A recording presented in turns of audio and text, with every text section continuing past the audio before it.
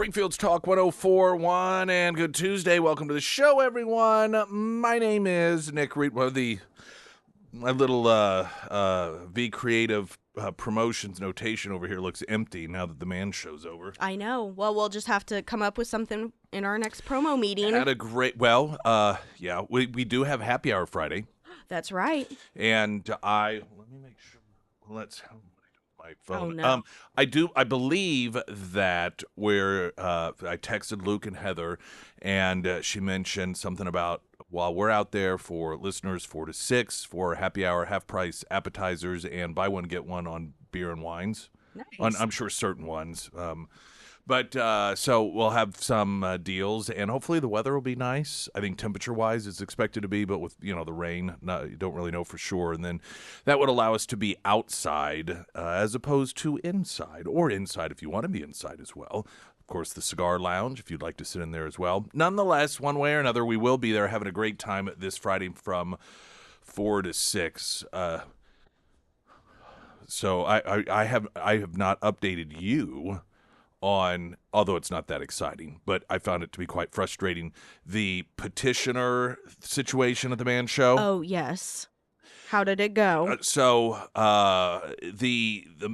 There were people out there gathering signatures, and best I can gather, they were gathering signatures that had something to do with the petition process. Yes. I think that was trying to limit the ability of our elected representatives to alter the political landscape should something go through by way of citizen petition.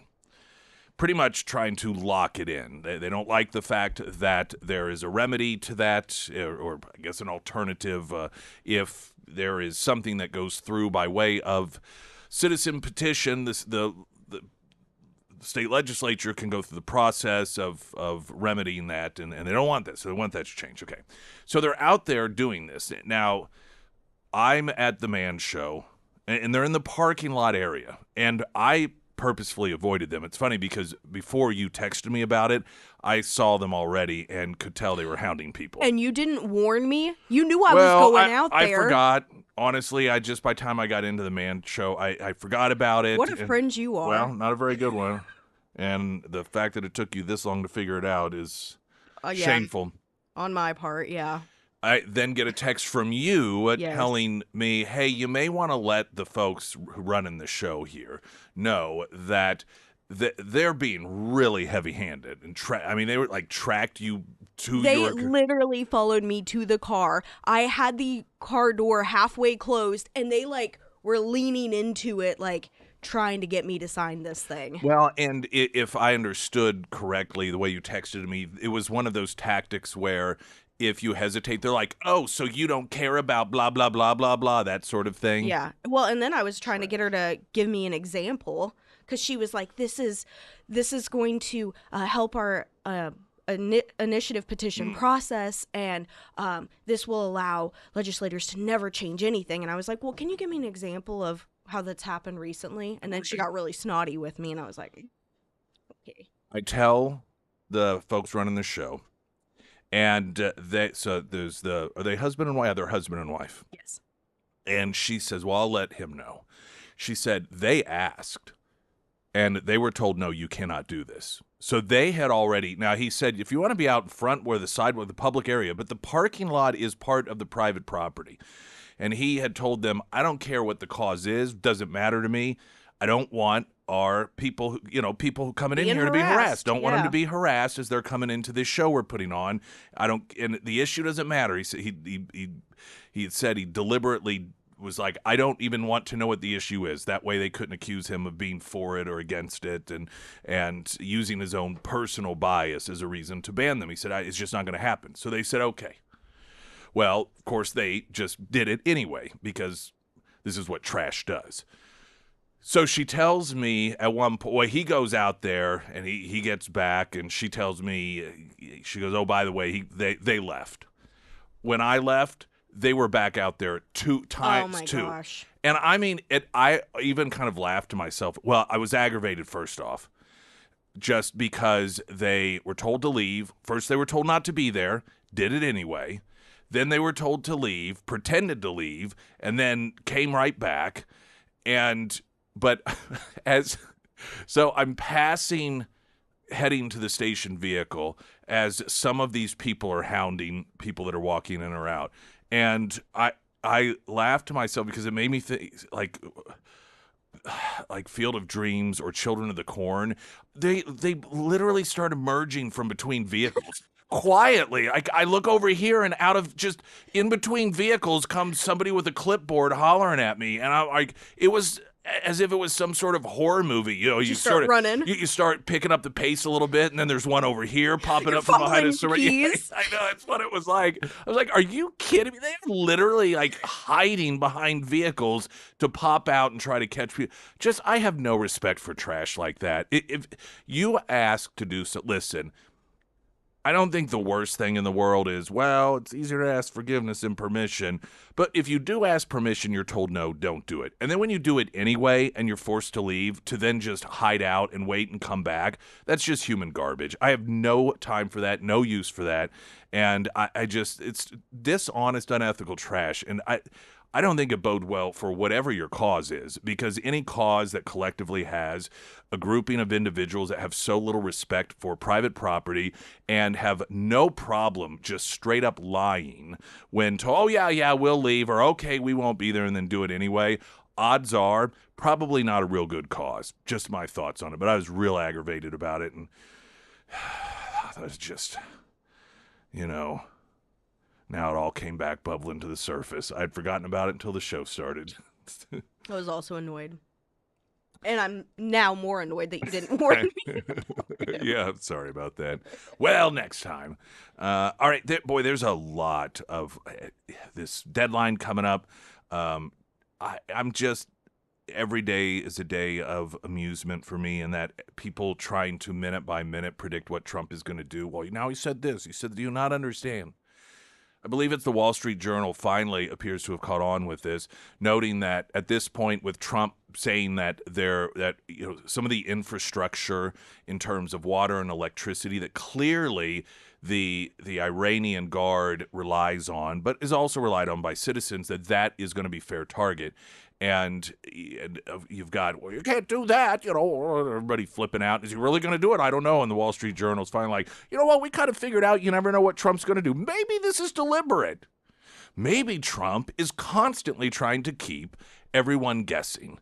Maybe this is a tactic that Trump is. Of course it is a tactic this is how he gets advantage over the opposition, is he creates a scenario, a smokescreen, a world of confusion, so that they cannot predict what it is that he's going to do. Or they may predict, but there's no scenario he leaves off the table, so that they have to plan for that as well, and this over here as well. And the more cats that you're trying to chase at once, that being potential what will Trump do scenarios, the less likely you are to catch any of the cats.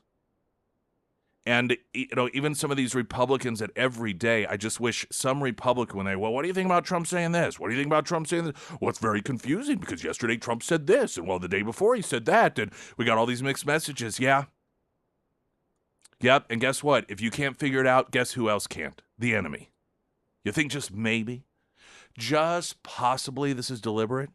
And even if you don't want to give Trump any sort of credit, and you want to instead write it off as, no, he just doesn't know. His entire life has been falling backwards into success accidentally over and over and over and over again.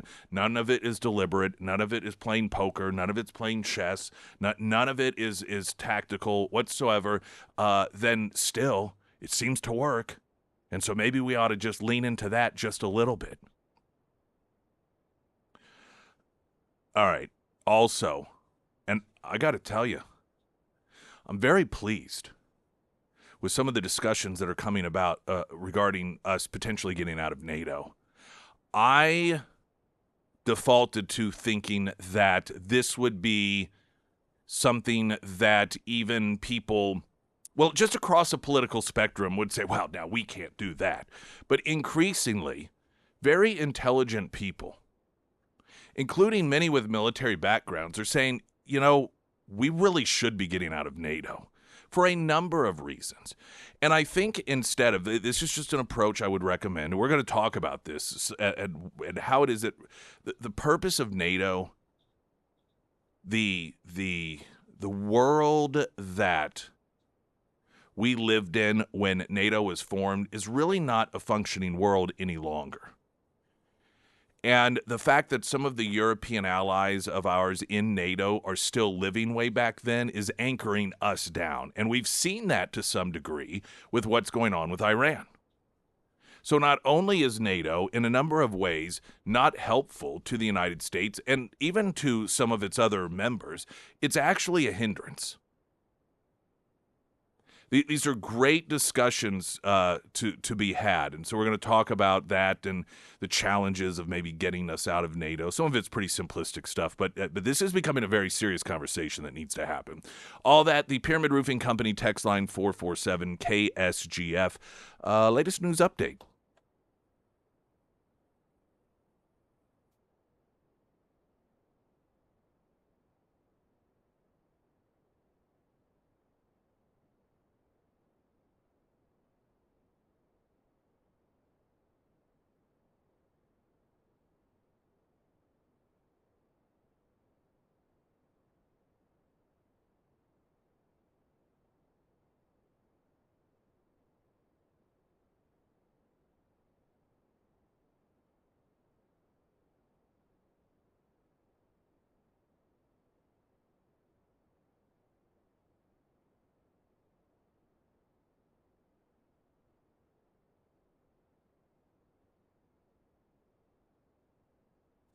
And the first alert forecast from Ozarks First meteorologist Tom Schmidt, sponsored by St. Clair of the Ozarks Home Improvements. Today we'll see mostly sunny skies with a high near 68. Tonight, mostly cloudy with a low around 47. For your Wednesday, mostly sunny with a high near 75. And taking a look at Thursday, sunny with a high near 77.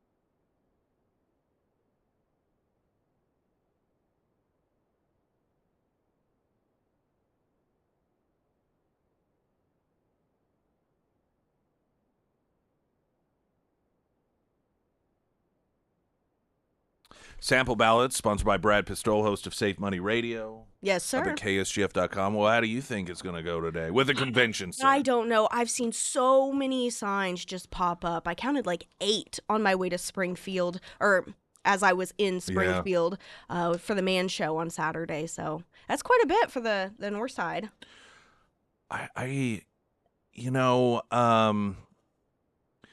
Years and years and years ago, it had someone who was an elected official said, yard signs, you can't go by yard signs. Yeah. And they noted. Now, that doesn't mean that. Sometimes you can have somebody that's wildly popular or an issue that's wildly popular, and there are going to be a lot of yard signs. And so, yes, you see a lot of yard signs for that. And at the same time, it's wildly popular.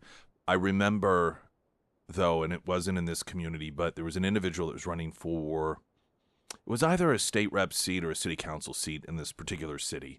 And he actually had, because of his wife, incredible name recognition. And every other yard had his sign, and he got shellacked, just whipped hard. And it was, because a lot of people, if you asked to put a sign, and this has changed a little bit, but 20 years ago, people were more accommodating at times, and can I put particularly older people, can I put a sign in your yard? Well, yeah, that's fine, go ahead. And his campaign was very aggressive in doing that. And because of who his wife was, a lot of people said yes. And so I always saw that on the opposite end. And as you can see it as an active campaign, and it doesn't necessarily always translate. Also, I don't know that those signs will get people out to vote. You know what I mean? Yeah. I know it's like, vote yes. Oh, well, you know what? I think I'll do that now. I wasn't. Do it. Yeah, I wasn't planning on doing it. I just don't know how much those really move the needle, as much as just popping up in places that people who were already going to support it now have a sign, because last time around they just didn't go that route. They decided, no, we're going to keep it quiet on the down low and hope it passes, like Springfield always passes tax increases. So I really don't know. On one hand, I think it's all going to come down to, are they able to get more people out that weren't even aware last time of the vote that do want a convention center? I don't know that there has been any the new information that has come out, and the changing to where it's a 30-year sunset on the tax, and the drawing of what aspirationally it could look like as a convention center. I don't know that is enough to take people who voted no the first time and to get them to change their mind. There may be some, but I just don't know that it's meaningful enough. And so I doubt people who voted for it the first time are going to switch to a no. This means it's going to just be dependent on new voters. And can they get more new voters out that are in favor of it than new voters who are against it? And they've been pushing that ground game. I don't know. I know I'm sitting here talking a lot about something to say I don't know. It is going to be very interesting to see how it does play out, though. There's at the same time a lot of counties, and some of you have noticed this on your ballot, and look at the wording and like, what? I saw one posting. What wizardry is this?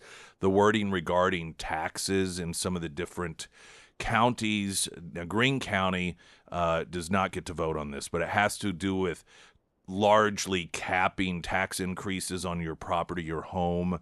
I think it would go back to the 2024 rates and could not go back up until you sell your home and it gets purchased at a new rate, and then it's based off of that. And that's a very loose explanation of it. There's some variations in there. And, that appeals to a lot of property owners, obviously. I was just thinking about the fact that due to the increased value in our home, even though they don't raise the taxes on it. Of course, like so many of you, it's gone up. And I was doing the math in my head.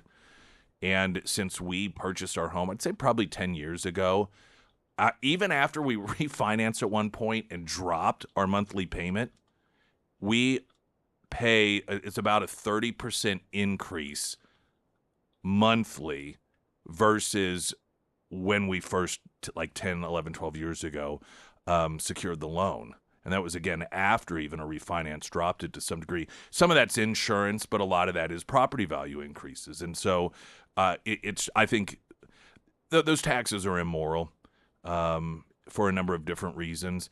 But the verbiage is confusing people. A lot of people don't necessarily know what it is. But man, it does crack me up. And there's a lot of constitutional questions about it. Even amongst those who believe property taxes are wrong, still say the whole thing, the whole way it came about was unconstitutional. It had to do with trying to keep the Chiefs here and without getting too far into the weeds on it. But I do find it somewhat humorous that whenever we have to deal with our taxes going up, it's just treated as if, well, you'll figure it out. But man, the moment it looks like they're not going to see an automatic increase occurring because of property value increases, they start flipping out. We're not going to be able to do it. We're going to have to lay people off. It's when they may have to deal with a little bit less, the sky falls. But you, on the other hand, you'll figure it out. Oh, it'll just be a little bit. You'll be just fine. And how different the presentation is whenever it's them, the government, that might not be getting as much money as they want versus when we have to figure out how to rebudget because we have less money every year due to increase in taxes. It's very frustrating. So yeah, today the vote, that will be an interesting thing to see. Also statewide, how many states do have citizens that vote in order to put those caps in place, and then any sort of constitutional court challenges that will come up subsequent to that.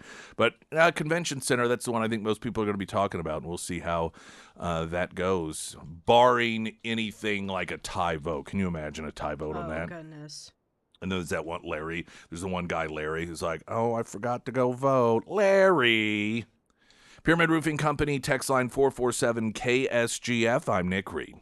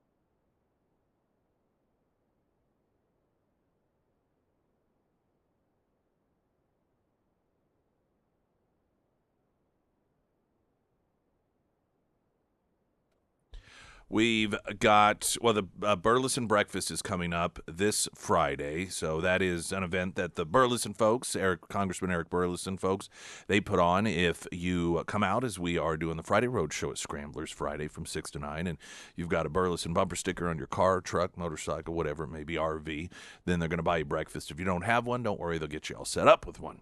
Then we will have a happy hour at none other than Vineyard Market, half-price apps, buy one, get one on some beers and wines, and that's just going to be a fun way to kick off the weekend. We haven't done that in about a month, and so once again, hanging out together. Hopefully, rain aside, we'll be able to hang out on the patio, but if not, indoor is just as well. Vineyard Market, happy hour, 4 to 6 Friday.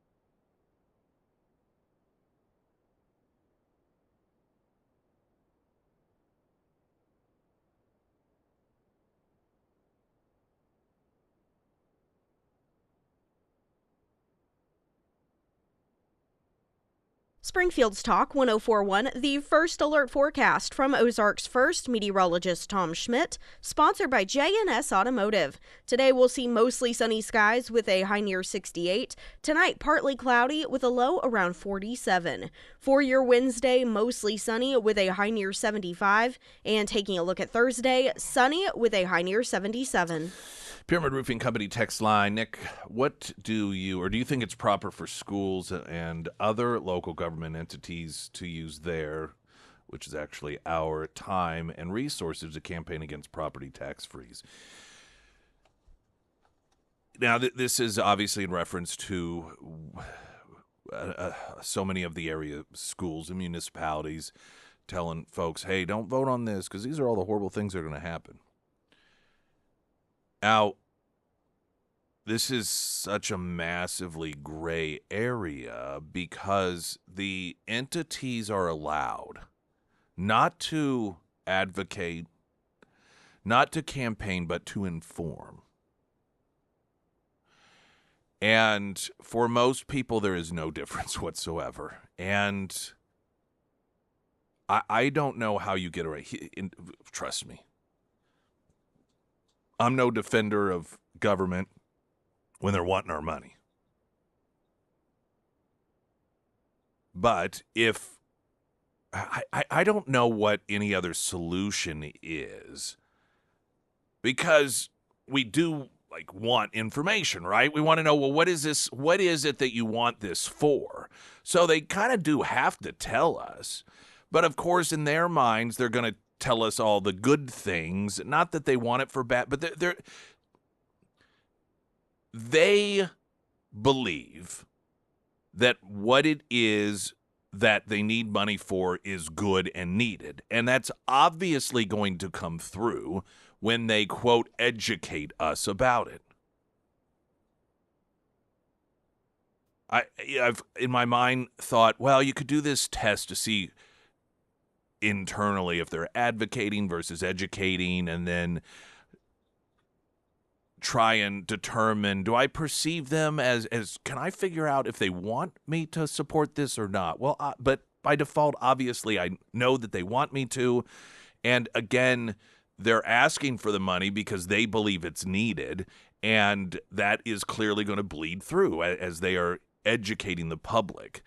And so for me, I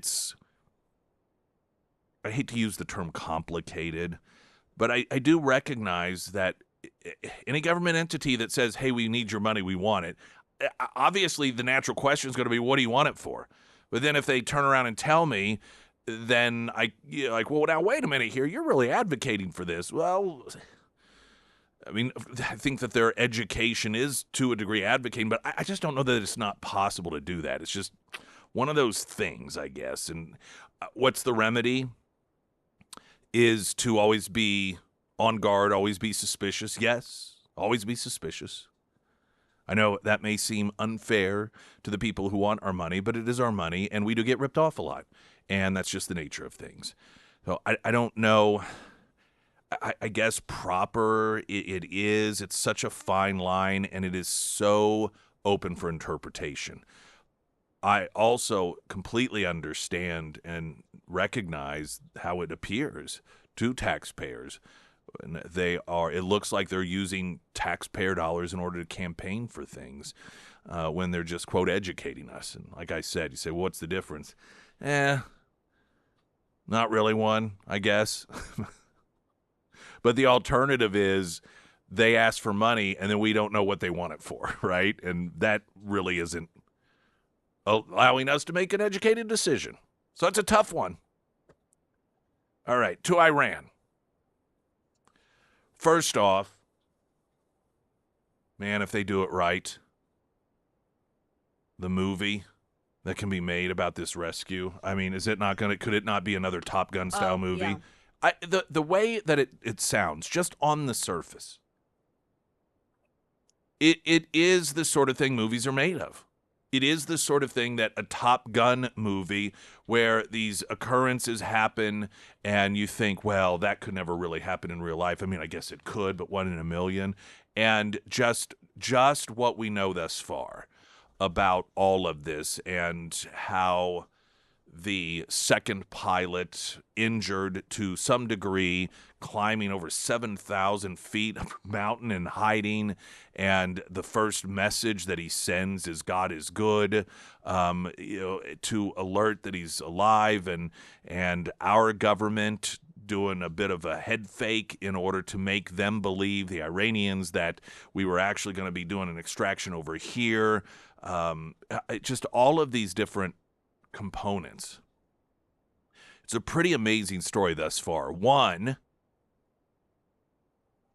I suppose this would be a good transition, or since we're on this story, that did not unfold the way that we had hoped and was apparently made much more difficult by someone within the government leaking the fact that we had captured or we had rescued one of the pilots but not the other one. And according to Trump, this was extremely problematic because it alerted the Iranians to start searching and to put a reward out for the capture of that second pilot. And Trump has said, and I'll play the audio so you can hear it in its entirety, regarding this entire situation, that we're going to find out who was responsible for this. Oops, that's not the right audio. And, okay, here we go. Sorry. My apologies. I just didn't have the audio up and ready to go. But we'll go to the media outlet that first reported on this. We'll find the reporter, and, hey, we're going to make the reporter tell us. And if the reporter does not tell us, then the reporter will go to jail. And by the way, the media will flip out over this. This is not the first time that reporters have been held in contempt or threatened with jail time because of refusal to reveal a source. Yes, freedom of the press does exist, and the freedom to write stories and to reveal information is something that has long been part of our history. But protecting someone who did something illegal is a whole nother area. Think of it in this context. If there's a murder that took place and you found out and a reporter did a story about the murder and you're like, well, gosh, this reporter has some information about this murder that wasn't released to the public, that we did not release to the press. How did they find out? And they're like, oh, well, because the person who did the murdering told me. Okay, well, who was that? Well, I'm not going to tell you who committed the murder. I'm not going to tell you. Well, no, that's not what freedom of the press does not give you the right to protect, to interfere in an investigation, to protect a criminal. And if somebody illegally leaked information to you, that is much, and you're protecting that individual, that's not the same thing as simply reporting on information. So here's Trump talking about the difficulties that caused in terms of capturing the second pilot. But these two extraordinary rescues, because it was two, and as you probably know, we didn't talk about the first one for an hour. Then somebody leaked something, which we'll hopefully find that leaker. We're looking very hard to find that leaker. And talked about there's somebody missing. They basically said that we have one and there's somebody missing. Well, they didn't know there was somebody missing until this leaker gave the information. So whoever it was, we think we'll be able to find it out because we're going to go to the media company that released it and we're going to say, national security, give it up or go to jail. And we know who, and you know who we're talking about. Because some things you can't do. Because when they did that, all of a sudden, the entire country of Iran knew that there was a pilot that was somewhere on their land that was fighting for his life. And it also made it much more difficult for the pilots and for the people going in to search for him. All of a sudden, they know that there's somebody out there. They see all these planes coming in. It became a much more difficult operation. Because a leaker leaked that we have one, we've rescued one, but there's another one out there that we're trying to get. So actually, the country, Iran, put out a major notice, you all saw it, offering a very big award for anybody that captures the pilot. So in addition to a hostile, very talented, very good, very evil military, we had millions of people trying to get an award. So when you add that to it, but we have to find that leaker because that's a sick person.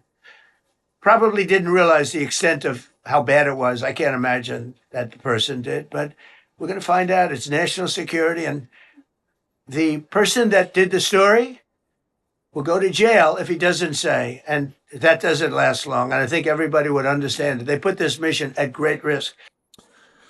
Again, you've got a couple of components to this. The one component, somebody that illegally leaked this information. And I think the question that is important is why? What would be the purpose of leaking that to the press? Why? I'm not sure that one could legitimately argue that somehow it was in the best interest of the United States. I don't know that to the average person it would fly to say, well, transparency and the American people needed to know. Well, the American people, of course, would know at some point, but why? What is the necessity? Just from a journalistic perspective, or from you, I mean, you've got that perspective as well. But somebody inside the government, why would you want it to be revealed that a second American pilot was still on the ground, that we had not yet found, located, and extracted that person? Why would you? Because the only result that comes from that is, as President Trump noted there, the Iranian government then watching for it and being on alert, giving them a heads up. We still got a guy out there or a gal, and we are going to be coming for that individual. And that, of course, allows the Iranians to, on top of just be alert themselves, but to offer up rewards to anyone who captures that pilot. It's all downside for the pilot in America, and it's all upside for the terrorists. Now then, as a journalist, if you have been provided this information, what public interest is it to report it so quickly? What is the public interest in reporting this in a manner that one knows definitely is going to be a disadvantage to the United States and increase the likelihood that that pilot would be captured by the Iranians and perhaps tortured horrifically under conditions that no human being should have to face? Is it really, when you're weighing that against whatever you believe as a journalist is the necessity to report that so quickly, does that outweigh what you potentially may put that human being in terms of a horrific situation? You hear about these scenarios playing out at times in which revelations of information could be detrimental, and so reporters will hold off. So, well, I can hold on to this until 12 hours or for another 24 hours, or I can hold off on this long. Okay. But what interest is there? Now, do they have the right to, if they have that information, to print it even if it might put that airman's life in danger? A lot of people say, yeah, they do. And maybe it just boils down to what Trump notes. They're a sick person. What sort of sick person would do that?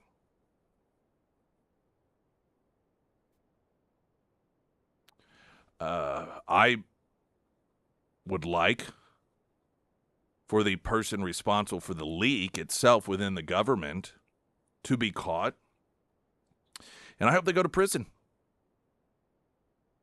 for as long as they can possibly be put in prison. Barring any sort of explanation that I'm not thinking of, I can think of no reason to provide that information to the press other than to increase the likelihood that it would turn into some sort of PR disaster for President Trump. That Trump would then have to deal with an American pilot being held hostage, drastically turning the tide of opinion on this thing and making it drastically more difficult for Trump to be successful in this endeavor.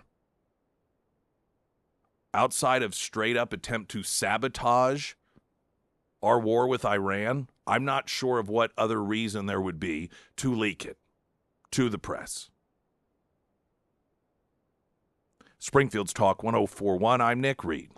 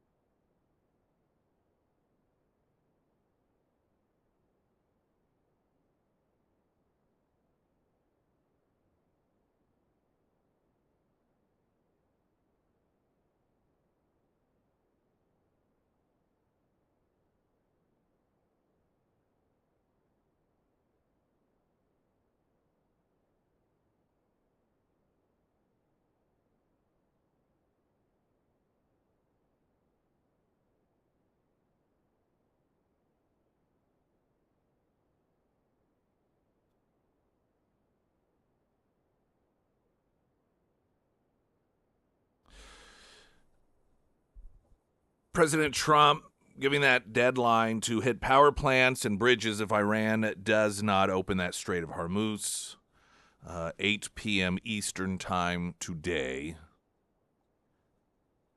And the Iranian government is calling on Iranians to form human chains around power plants across the country and to denounce the U.S. bombing threats against the facilities.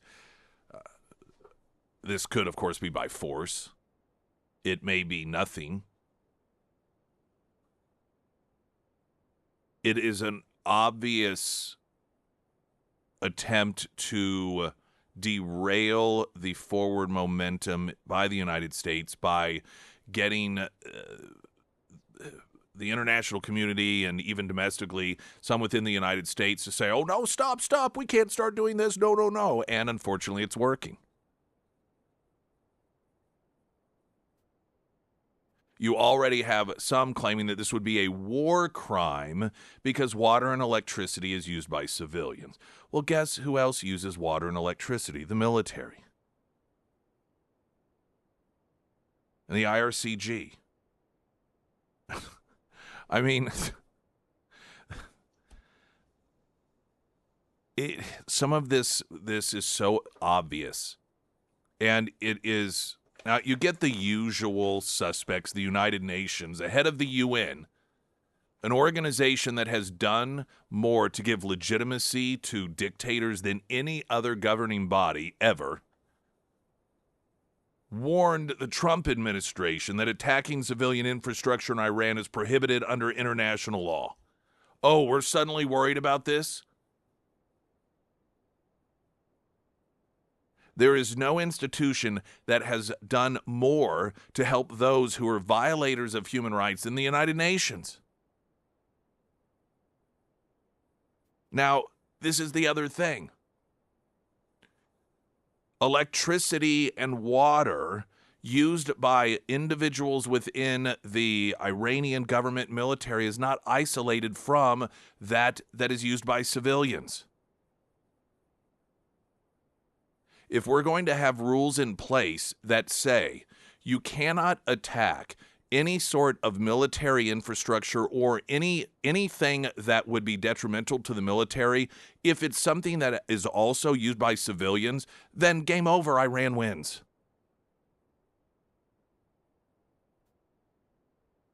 There was a reporter that asked, and this is being framed as, well, we're not at war with the Iranian people, so we shouldn't do this, which suggests a perspective that is completely detached from what the Iranian people for decades have been calling on. If you did a poll of the people in Iran who have lost daughters, sons, husbands, wives, they are still executing young people for political protests. These people are putting their lives on the line to march in the streets. They're putting their families' lives on the line. If you were to ask them, hey, this liberation process has started, but you may have to go without electricity for a few days. Do you want it to stop? Anyone who believes that the Iranian people would rather not have a disruption in water and electricity in exchange for keeping the authoritarian regime in power is not in tune with what's going on. Got to get a traffic update. More in moments. I'm Nick Reed.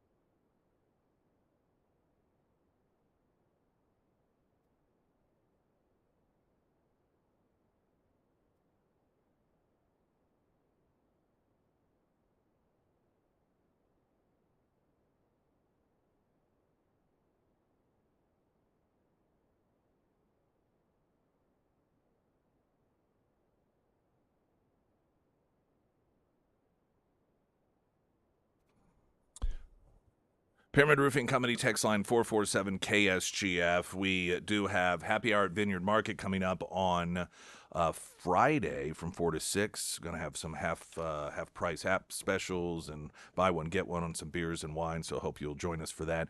News in 60 seconds.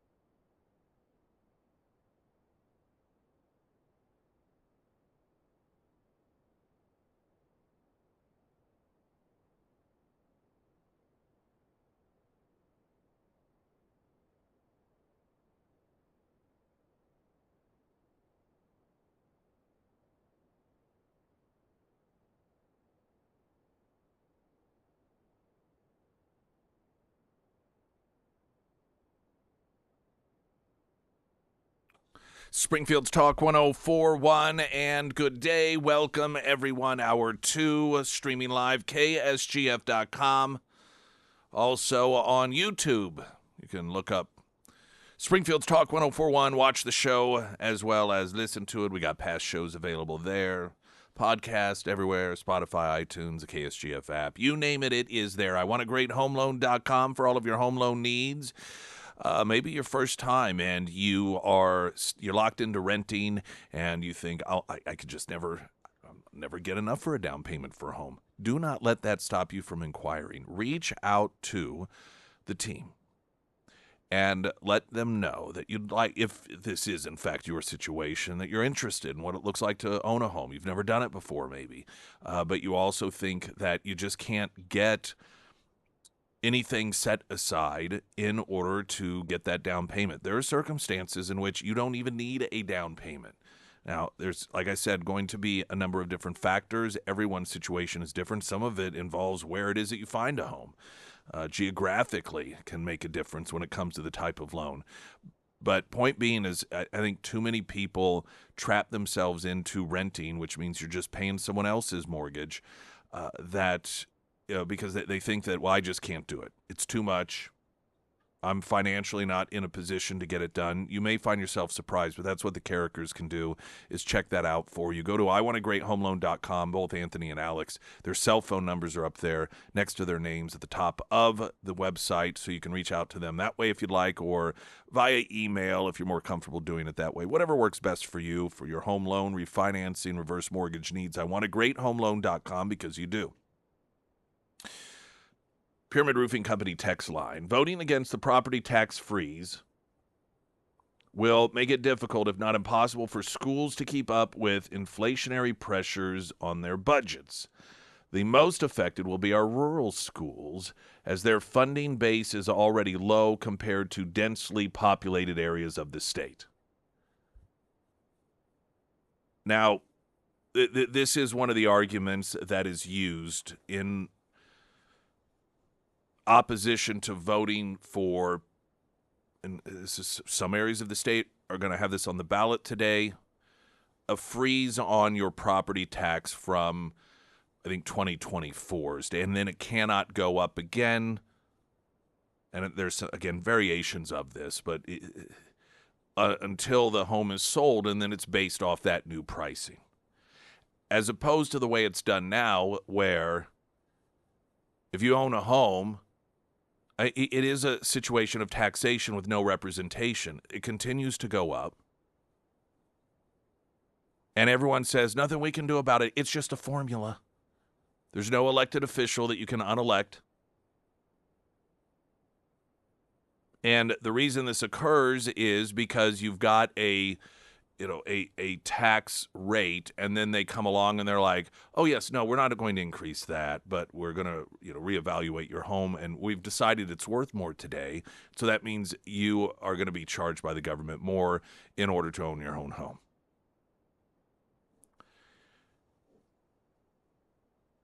Now, two things about this, and one I touched on just briefly earlier. I get the inflationary problems that schools deal with, the governments deal with, but guess what? So do we, the citizens. This is the part that just gets me, and frankly, it aggravates me a little bit. It's all the concern of the government. Not only do I have to deal with, just like other citizens, the inflationary issues of costs going up, but then on top of that, I'm told because my home costs more, it's going to be an extra $1,000 a year, or whatever the increase is. I just get a little tired of all this sympathy going to the government and how difficult financially it will be for them if I don't sacrifice more. And listen, every district is different. I happen to believe that sometimes districts aren't run in the most financially efficient way possible. Maybe there are some that are. But it's just frustrating when the default is always, oh, but how are they going to get by? How is it that they are going to be able to make ends meet? Well, who lives for who in this country? The perspective that we exist so that we can go to work for the government. That if we own property, that our property ownership exists so that government can get more money from us. Those poor people in government having to deal with inflation, and gosh, I can't imagine what that's like. And like I said, I'm not saying that there aren't challenges there, but why is it always the government for some people that they worry so much and twist themselves over so much? There's another reason that not only property taxes, but income taxes, I believe, are morally wrong.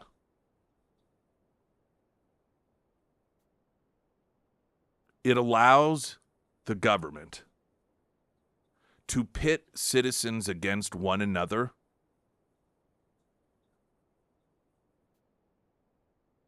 because we're not all affected the same way.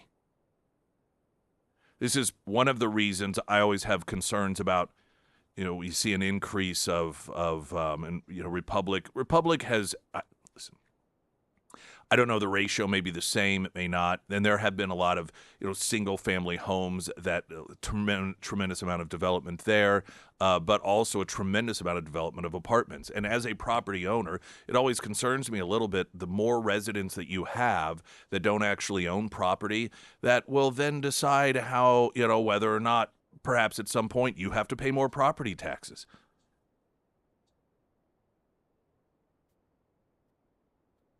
Because that's that makes it a lot easier for government to extract money from a community when a huge portion of the community doesn't have to worry about paying for it. But then you tell those people, look at all these bad things that'll happen. Even this particular issue on the ballot right now regarding property taxes, well, it's real easy to get people who don't own property to protect the government's interest because you just tell them all the bad things that are going to happen. And, oh, well, look, we've got to deal with it. We have to deal with, you got to understand, oh, man, we're going to have to make some tough decisions. Oh, but by the way, this doesn't affect you. Now, of course it does, because whatever property a renter lives in, that cost will get passed on, but they don't feel it the same way. Income taxes are the same way. What is one of the big fights right now? We got to get news. I'm running a little bit behind, but I want to make a point, and it's with this right now, the discussion about eliminating the state income tax and instead shifting it to consumption tax, where you buy things, and it illustrates a very important point that I think we should all recognize about the way that income taxes are used to divide people against one another by the government in order to get what they want. First, the latest news update.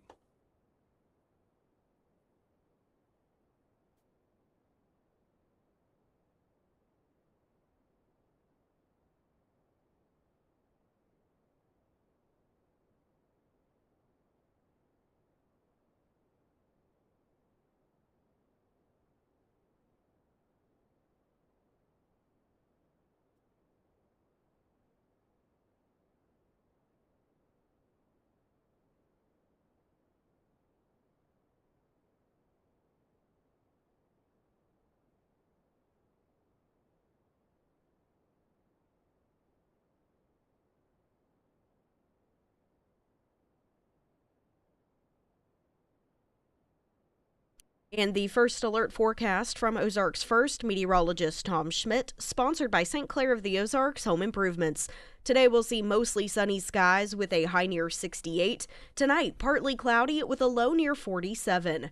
For your Wednesday, mostly sunny with a high near 75. And taking a look at Thursday, sunny with a high near 77.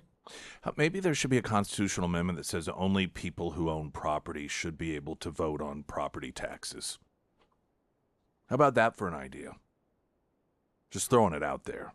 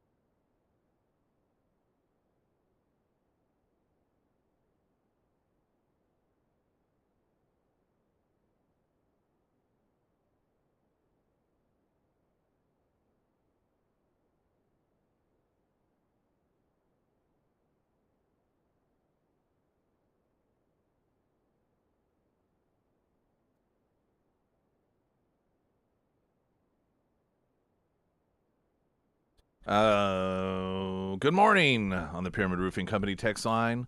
Renters pay property taxes. It's included in their rent, yes. They just don't really hardly ever realize it when it comes time to vote on anything regarding property taxes. Most people who rent, they don't think that that it affects them. And even if they know that they just don't feel it the same. That's an unfortunate reality. Sarah made a good point off air. You know, we hear all of the concerns about lack of funding when it comes to education, and how if people get some form of relief with property taxes, education's going to come crumbling apart. Were we not sold forever and a day ago on the fact that the lottery was just going to eliminate? Oh, we're just going to be flush with cash for education. This is why I never really buy into when they come along and they're like, here's a new source. Look at all this additional money that's going to come in for this, because it's just never enough. I mean, it's never, ever enough.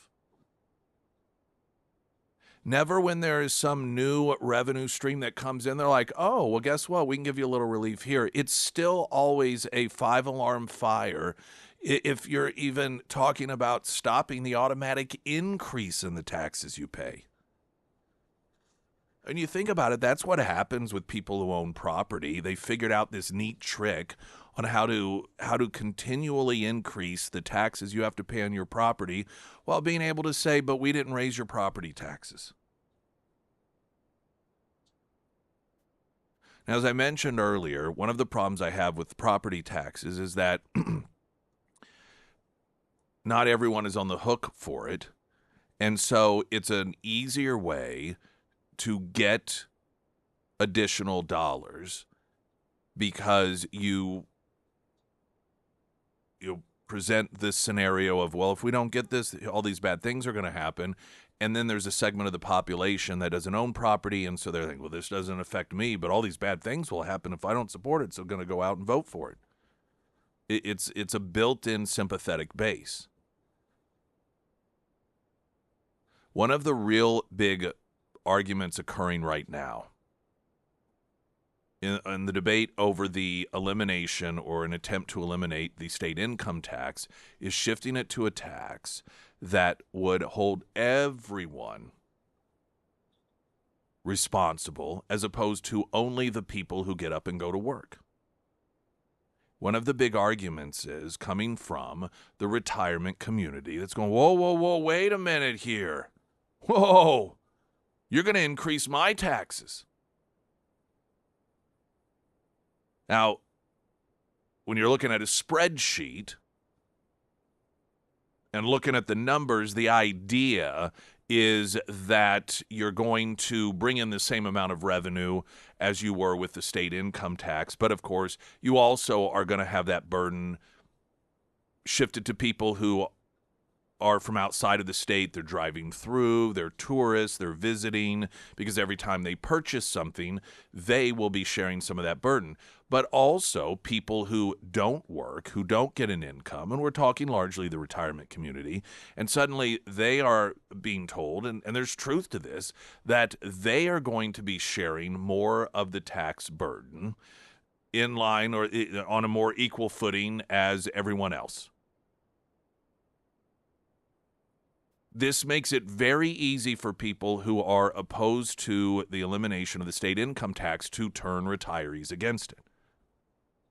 Now, outside of this issue specific, this is another reason why income taxes are not only bad, but I think they're immoral, because when government wants that money, they just pit one group against the other. They tell this group over here, oh, don't worry, you don't have to pay it. They do over here. Or within the income tax system, they just jack it up on rich people and tell the people who are below the so-called rich line, oh, don't worry, you're not paying it. They play us off each other. And I don't know about you, but I take great offense to that. I don't like the fact that people in government, when they want our money, they simply pull one aside and like, hey, don't worry, you're going to be protected. Don't worry, we got you. They're the ones that have to pay it over there. And then when it comes to, for example, making things, I don't like to use the word fair, but having things more equal in terms of sharing the tax burden in the state of Missouri, the people who haven't been carrying part of that burden by way of paying, having an income, suddenly don't want to be sharing part of that burden, which I don't blame them. Who would? Nobody wants to pay more taxes. But this is the game they play. They pit us against one another. They make us enemies of one another for the purpose of extracting money from us. We've been very accustomed to seeing Democrats do this for quite some time, rich versus poor. And in fact, part of what they are actually potentially test driving right now, Democrats are, I know this is laughable, but they are toying with the notion of pushing major tax cuts. Well, how are they going to do that? They're going to offer up proposals that will jack up income taxes on the so-called rich, while perhaps proposing, now they'll say it's a cut, but it'll be welfare in a lot of ways. But point being is it's using that same principle of pitting people against one another. Convincing people who are going to be told that they'll be getting a cut or they won't see an increase, that the only way for that to happen is for these people over here to pay more, and then they rally you over to their side. And I'm just tired of government pitting us against one another, and I'm tired of us falling for it. The benefit of the most people possible sharing an equal burden of the taxes that we pay is that obviously it affects the most people possible in an equitable way, but it also decreases the likelihood that government is going to be able to extract more money from us because we all feel it then, instead of just this group over here or that group over there. If you talk about, and by the way, this is, and listen, I knew and I predicted that what they were going to do when it comes to the argument or the proposal to eliminate state income taxes. They were going to convince people who want lower taxes that this was going to actually result in higher taxes. And one of the other concerns that oftentimes people legitimately have is, well, if it all shifts to consumption tax, well, they can just raise that tax. Well, they can raise income tax as well. But particularly if they need a vote, we're talking about raising taxes. Do you think it's more or less likely taxes will go up if more people are affected by it? The more people that are affected by the tax increase, the less likely it is to go up. This is why I think that it should be spread evenly. But, part of it, again, it's just the exhaustion of watching them force us to, fight for scraps and pit us and almost for their own enjoyment and entertainment. I know they don't do it that way, but I just get these visuals of them having us in the arena fighting for scraps against one another. Also, they can enjoy themselves, and they do that to the degree they enjoy our taxes by extracting them from us, oftentimes by pitting us against one another. And I'm done with that. Unfortunately, a lot of people aren't. And frankly, it's because people don't realize that's what's going on. And until people do wake up and realize that's the game that's been played on us for some time, they're going to continue to do it. It's the same thing with corporate taxes. You see it all the time, these anti-billionaire rallies, and Bernie Sanders and Ocasio-Cortez get a crowd cheering because they're going to really show those corporations, when every one of those people in the audience purchase products from those corporations, which means they are the ones who are going to have to pay it. Springfield's Talk 1041, I'm Nick Reed.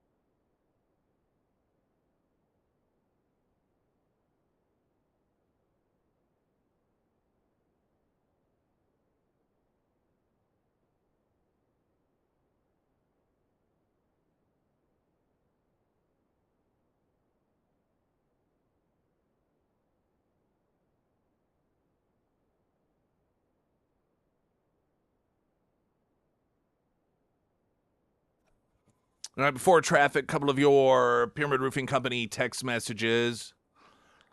I'm retired, all for getting rid of income and property taxes, keep government on budget. Everyone pays, including drug dealers and others who don't abide by our laws, illegal immigrants. Well, and that's another really good point, too. People who are the criminals, the freeloaders, the human traffickers, they don't generally pay taxes because their income isn't exactly reported to the IRS. And so anytime they purchase anything in the state of Missouri, they would be finally burdening part of that revenue. Another noting, if income taxes are eliminated, people like me living on Social Security savings have already paid taxes on, don't pay income taxes, but we pay higher sales tax. The ones to benefit most are higher income families. Well, and this is part of the point I was making. This is how government has successfully pitted us against one another by giving an uneven burden. Now, the notation it benefits higher income families, I don't know that that's necessarily the case because, I mean, they buy more stuff. So higher income families would pay more by the virtue of the fact that they're buying more stuff. And so, that'd be more tax revenue. But I also, and listen, this part of this is the selfish part of me. People who are on a fixed income, I would like those people to share my tax burden because it decreases the likelihood that taxes will go up. The people who want to increase all of our taxes, if they know that while increasing my taxes, that means they're also going to have to increase taxes on people who are on a fixed income Social Security, they may be less likely to do it because they need your vote. See, fracturing us works to their advantage. And another, how about only the people who pay taxes get to vote? Not a bad idea. Or at least on the taxes themselves.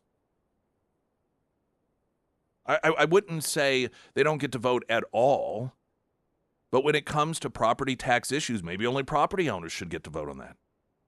When it comes to income tax issues, maybe only people who pay income taxes. Because I just don't know that it's that right for people to vote for tax increases on others that don't impact them. Let's get that traffic update. I'm Nick Reed.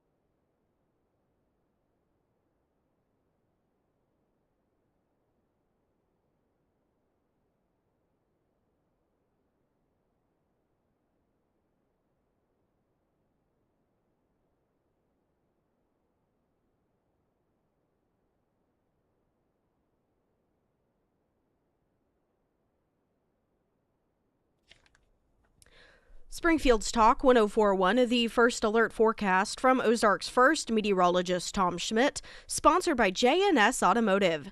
Today we'll see mostly sunny skies with a high near 68. Tonight, partly cloudy with a low around 47. For your Wednesday, mostly sunny with a high near 75. And taking a look at Thursday, sunny skies with a high near 77. Emily Johnson, House Theory Realty. You got a home to buy, you got a home to sell.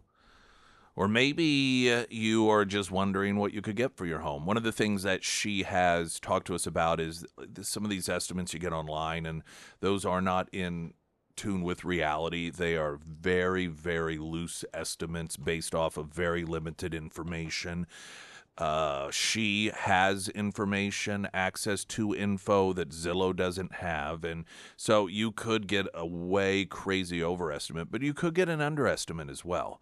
And Emily does not mind coming and visiting with you and checking out your home. And you may be thinking, we don't even really know that we want to sell it. So I don't know, is it bothering her just to find out of curiosity?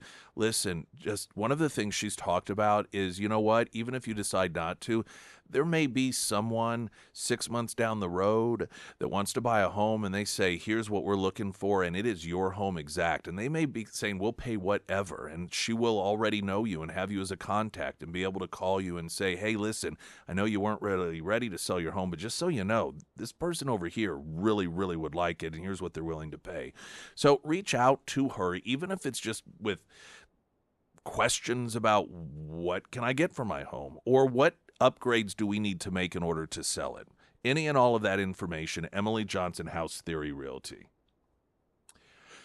I do want to note, if I did not get the point across, I am not in any way, shape, or form unsympathetic to the situation that our government has gotten us in which to level the burden financially of taxes in the state, that would mean higher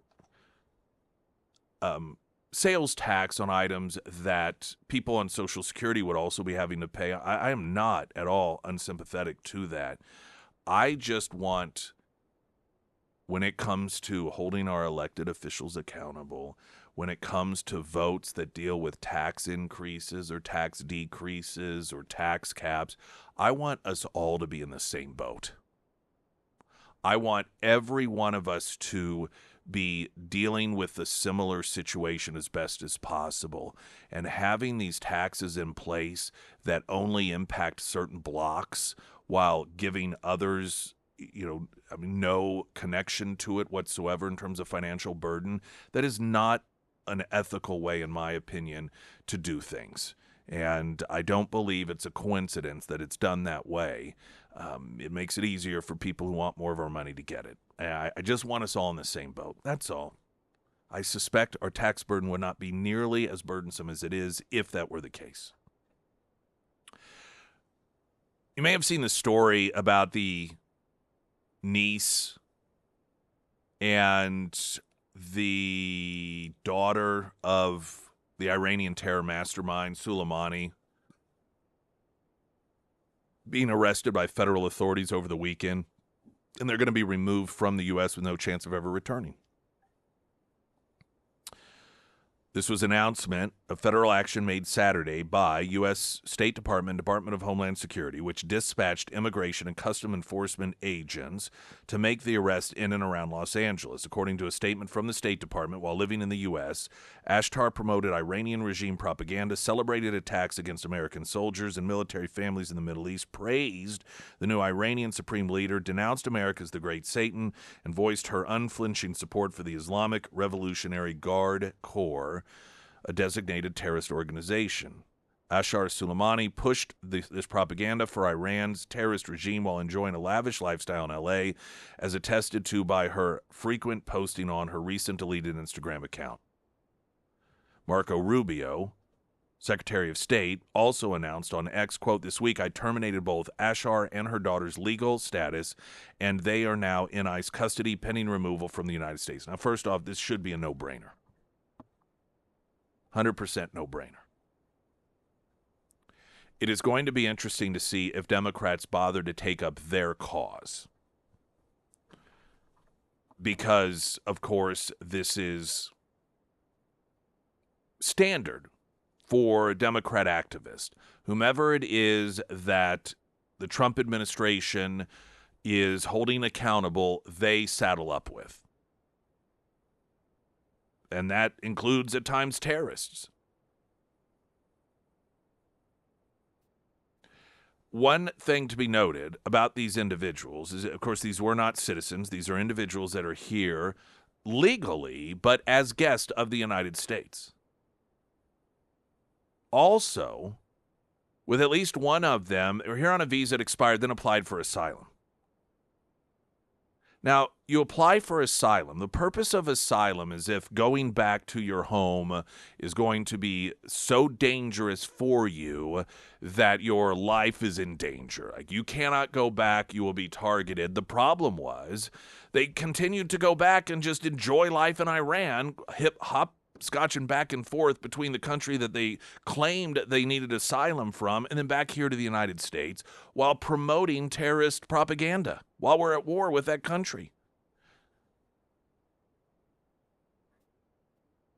it also is perfect. They are perfect liberals in the sense that they are promoting a regime that executes women for doing what they do here in the United States, and that is, stuff like show their hair. And so they really have demonstrated themselves to be the absolute perfect Democrat, enjoying the lavish lifestyle that they are opposed to others living, enjoying certain perks in life that they don't believe other people should necessarily have.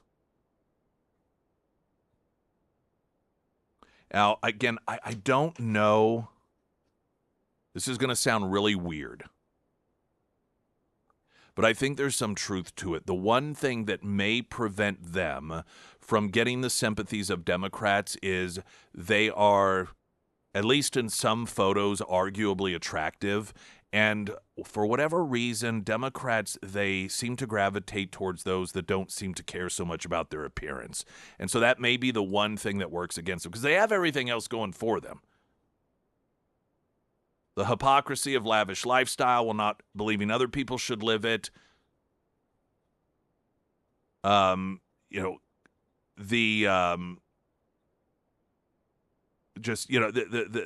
particular hypocrisy, of course, and being anti-American, being sympathetic towards terrorism. These are all traits of active Democrats today, but for the fact that they appear to care about their appearance. So that's the one factor that may prevent them from having a GoFundMe page set up by Democrat activists. Springfield's Talk 1041. I'm Nick Reed.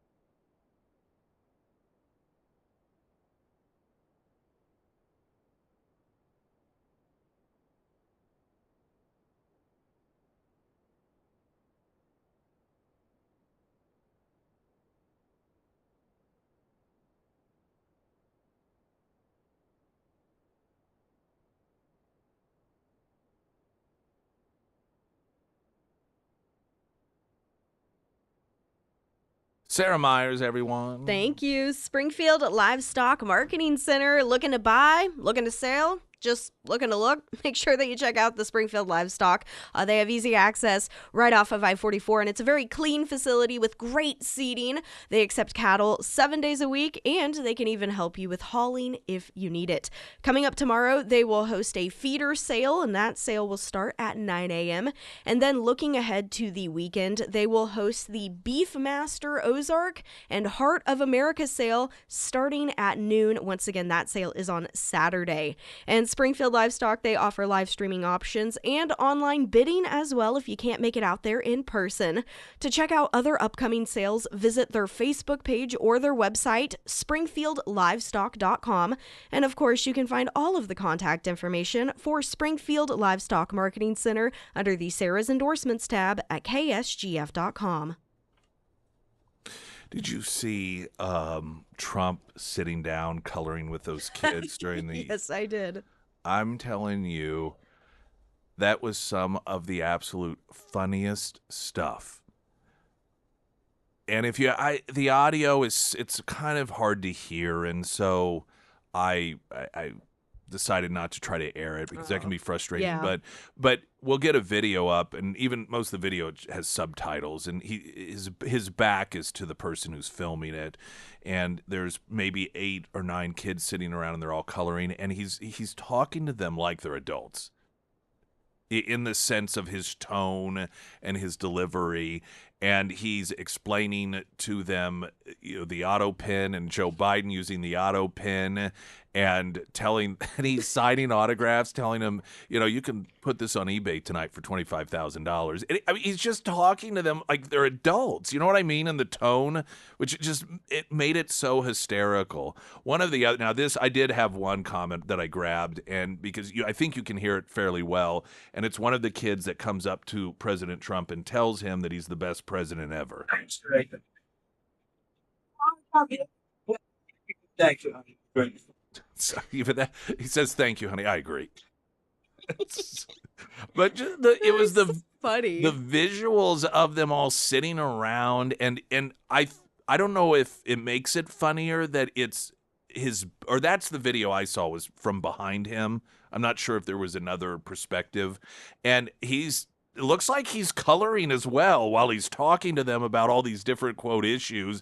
And I just thought it was one of the funniest things. Did you? I take it you saw it as well. And then he also made the comment about Biden. They used to have to just carry that auto pen with him. It is explaining what it was. Yes. He told him Biden would use the auto pen. He was incapable of signing his name, so they'd follow him around with this big machine. You know what it was called? An auto pen. Oh. Did you also see where he shushed the media at one point because the band started playing? Yes. This was, let's see, I think did I get this? This is Trump starting the Easter egg roll. This is a sort of a race where everyone has an Easter egg, and they use some sort of stick or something. I don't know what it is. Kind of roll it along, and it's a race, and Trump is the one who kicked it off.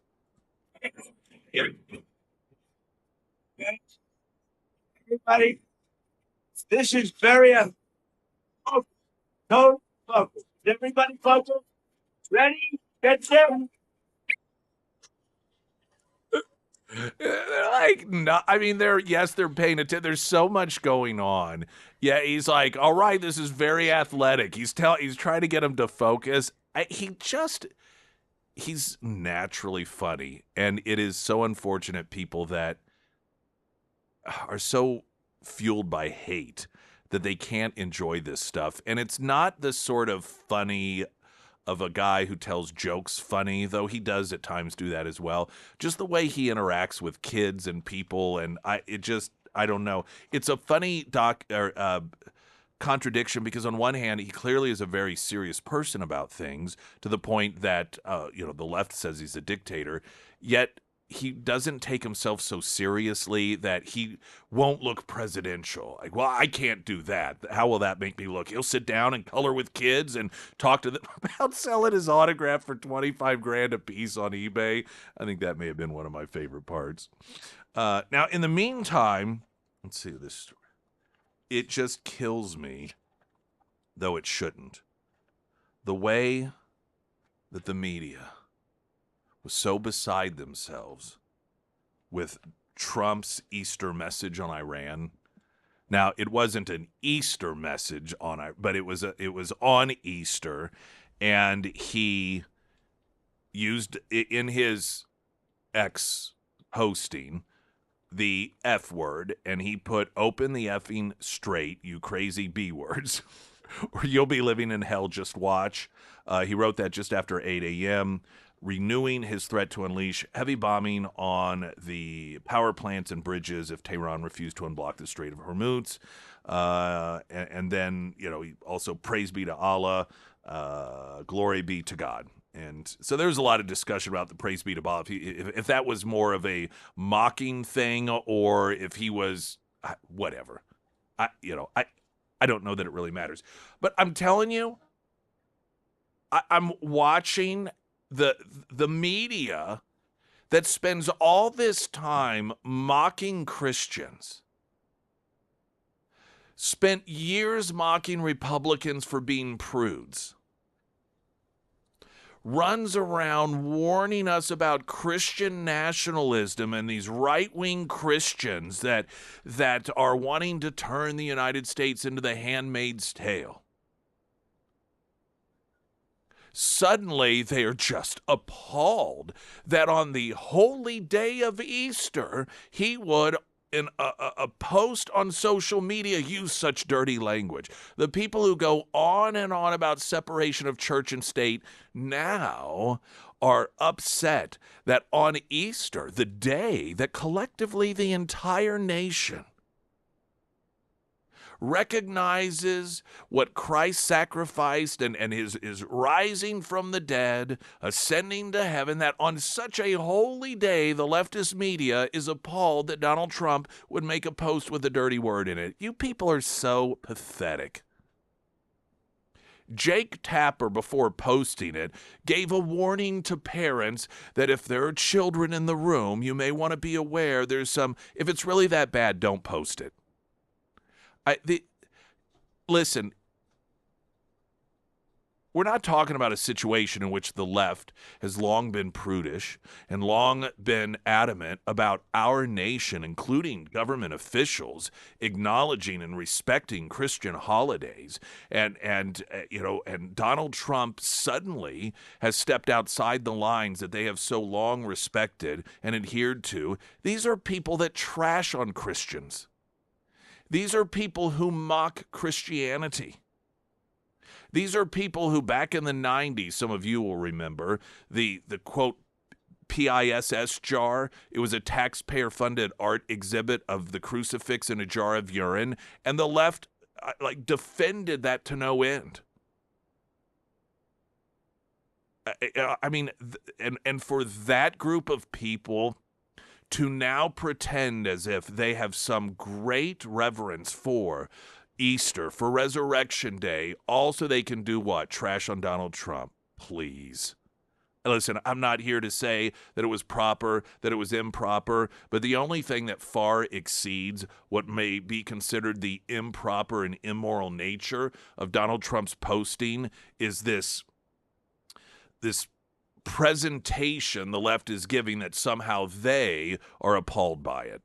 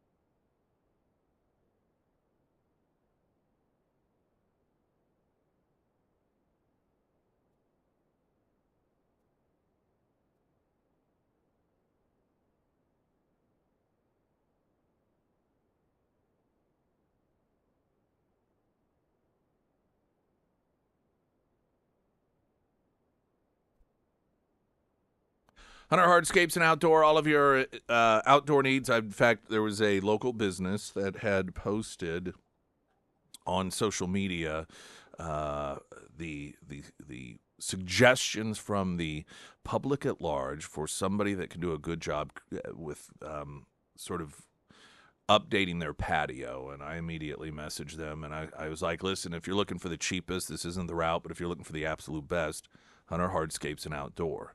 Whether it's hardscaping, landscaping, lighting, your water drainage systems, making sure that your home is protected from the damage that water can be done. They are your absolute best. And I always talk about residential because, again, that is the work that I've had done. But if you have a business, or maybe you own properties, maybe you own an Airbnb, and you want to up your game just a bit so that your place is a step above some of the other options in the area, or you have a hotel or a business with some outdoor seating, and again, you want it to be something more than it looks like we did the patio ourselves and just bought some furniture from a big box store, but instead have really top of the line premier, then you want Hunter Hardscapes and Outdoor. Now, you can see some of the work that they've done on their site, also a cost estimation calculator, but your best bet is going to be reach out to them, visit with them. In all likelihood, it'll be Daniel Hunter himself, and he'll get a sense of what you're looking to do and go over the options for you,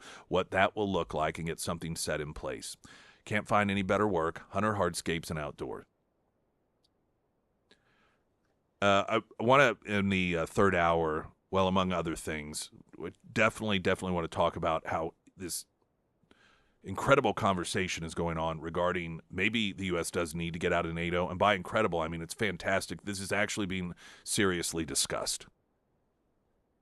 But also, there is a Democrat activist that has accused Eric Swalwell, who, of course, is running for governor out in California, of sexual harassment, and says that there is a whole grouping of other women ready to come forward. Now, what would this be all about? This is an attempt to take out one of their own. So I'll explain that coming up as well. I'm Nick Reed.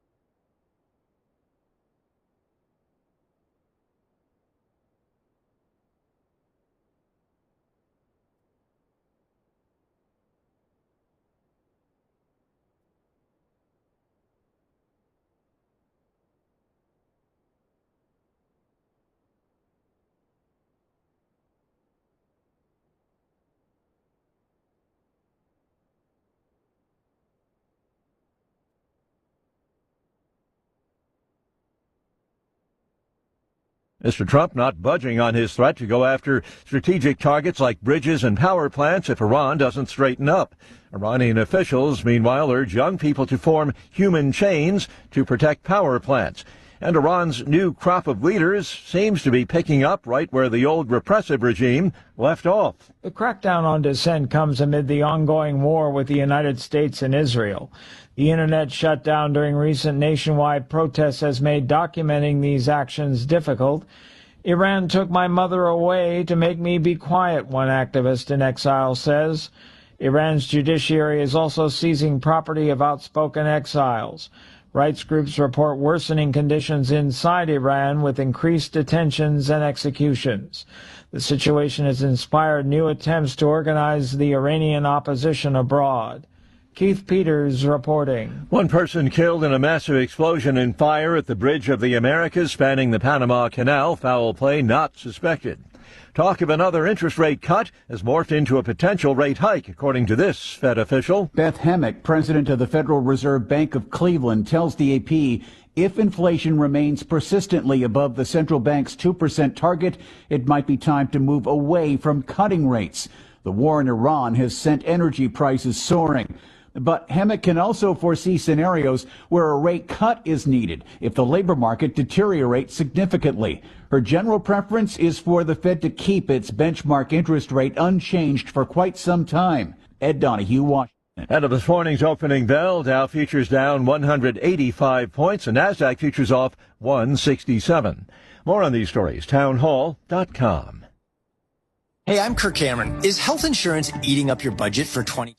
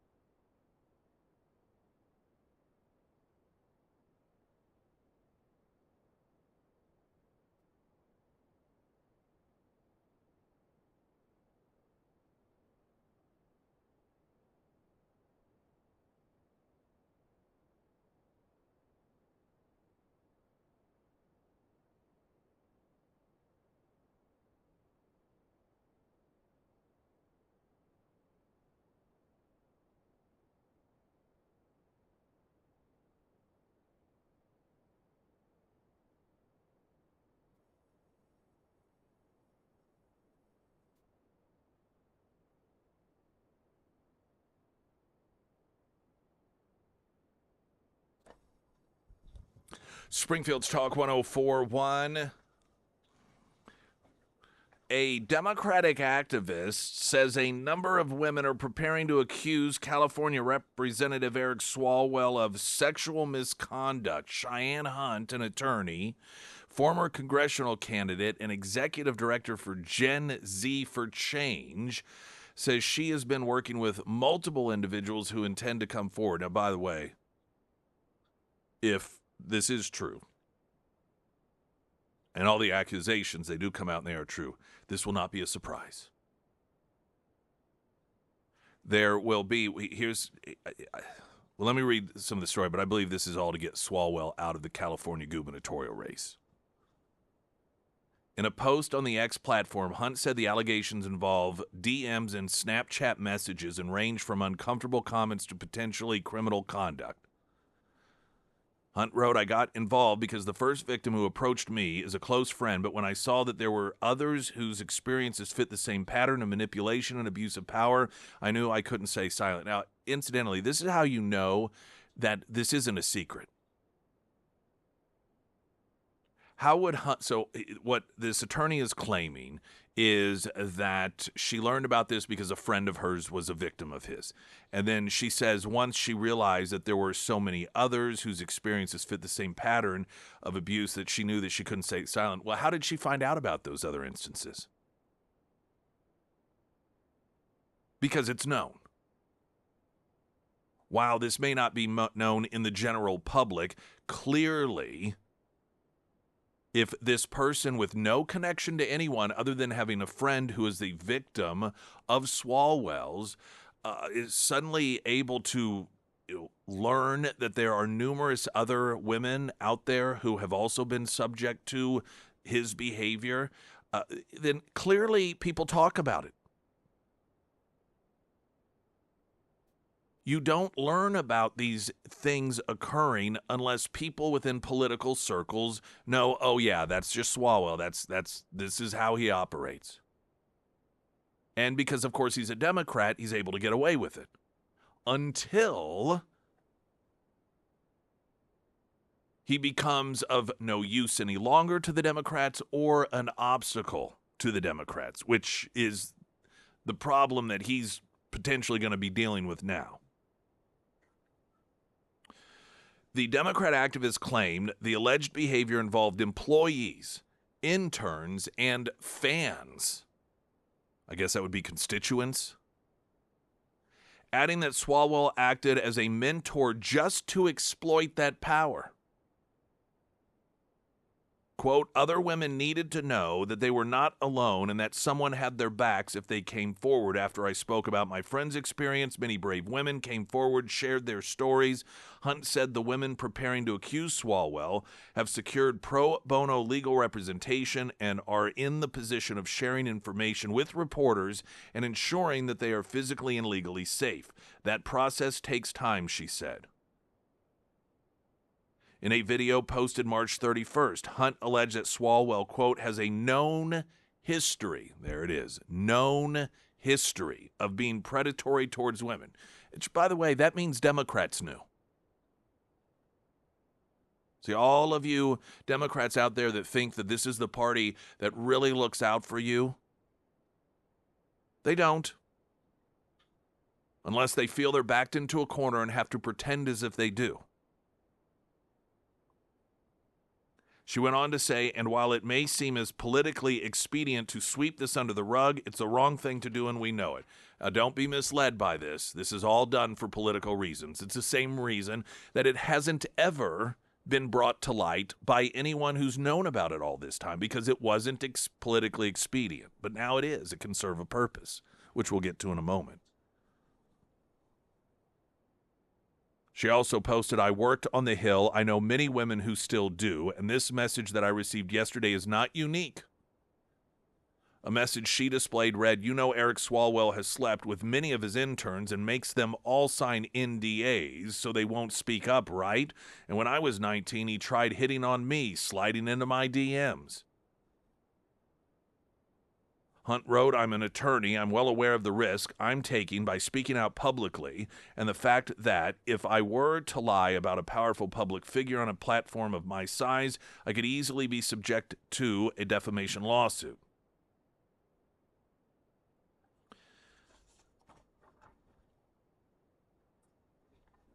The Democrats have become increasingly worried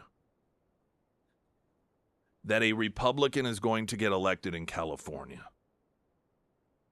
And this is because California uses what is called a jungle primary. They don't have the primary in the traditional sense of every party runs their own people, and then whomever in each party wins then goes on the ballot in the general election. They have everyone run in the primary, and the top two vote getters, regardless of political party are the two that are on the ballot. And pretty consistently, polling since the end of last year has put the two Republicans in the race at number 1 and number 2, meaning that if those numbers held, then the only option in the general election that California voters would have for governor would be two Republicans.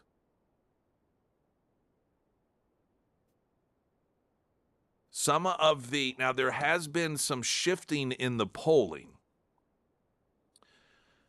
There's a Berkeley IGS poll that shows Republican gubernatorial candidate Hilton at 17%, followed by Republican Bianco at 16%, and then Swalwell tied for third place with, you remember Porter? She was the congresswoman that was on video berating people, and she's just a nasty thing. Then you have Democrat Steyer at 10%, and you've got another Democrat at 5%, another Democrat at 4%, and then another Democrat at 4%. There's an Emerson poll that has Swalwell, and this is a certain anomaly, at 17% with Hilton at 13%, Bianco at 11%, Porter at 8%, Steyer at 11%. Most of the polling shows either the two Republicans at slot 1 and 2, but then you do have this anomaly of Swalwell. The biggest problem right now for the Democrats is that there's so many Democrats running, which means all of this vote is being split. You look at it, in reality, the vast majority of people in the polling are voting Democrat. It's just because of the vast number of Democrats, that vote is getting spread out. It's working against them. While with the Republicans, you only have 2 that are in there, or at least that are doing any sort of polling. I don't know if there's some, maybe other no-name Republican on there, but they're not polling in any meaningful way. And so because the Republican is, just splitting, though it is the smaller amount of votes amongst only 2 people, they're coming out ahead in this thing. So what do you do as a Democrat? You want to get some of those Democrats out of there.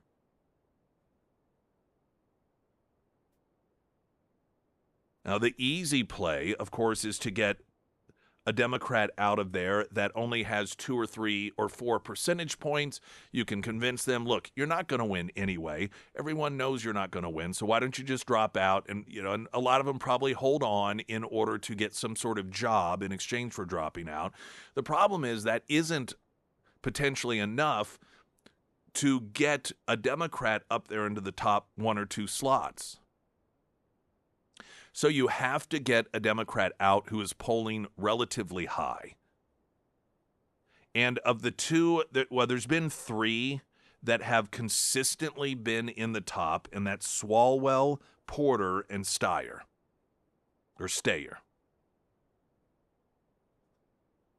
And what it appears is going on here is someone somewhere within the Democrat Party decided that Swalwell is the one that they're going to take out. And then their hope is that his voters will then go to either Porter or Steyer in order to give at least one and maybe even spread out to the 2 of them so they can get the top slot 1 and top slot 2. And then there will once again, as the normal California gubernatorial race goes, absolutely no way people can vote for a Republican in the general because they'll have the option of 2 Democrats. This is all numbers. And simply put, they've determined that getting rid of Swalwell is necessary in order to make sure that at least one Democrat gets on the ballot. But make no mistake about it. If this plot ends up getting executed in the manner that it is supposed to get executed, they'll just all be shocked and just so disappointed. And they just won't believe that something like this could happen, and this is unacceptable behavior, and they'll all pile on them. They all have known this is not a secret. But like anything else, and that includes women victims, they are only important if they can be used for political gain. And this would be yet another example of that. Latest news update.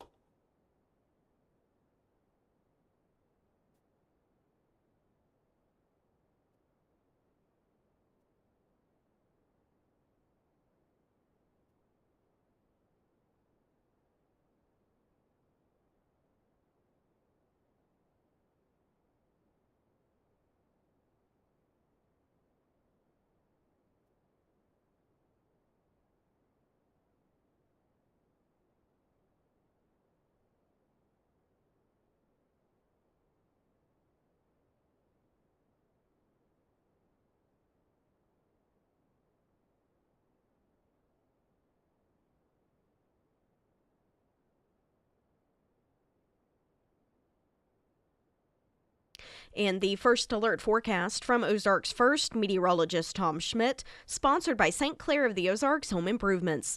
Today we'll see mostly sunny skies with a high near 68. Tonight, partly cloudy with a low near 47. For your Wednesday, mostly sunny with a high near 75. And taking a look at Thursday, sunny with a high near 77. All right, after the break, a text coming in asking why wouldn't they get Porter or Stayer out? They have as much baggage as Swalwell and not the name recognition. So we'll talk about potentially why that is after the break.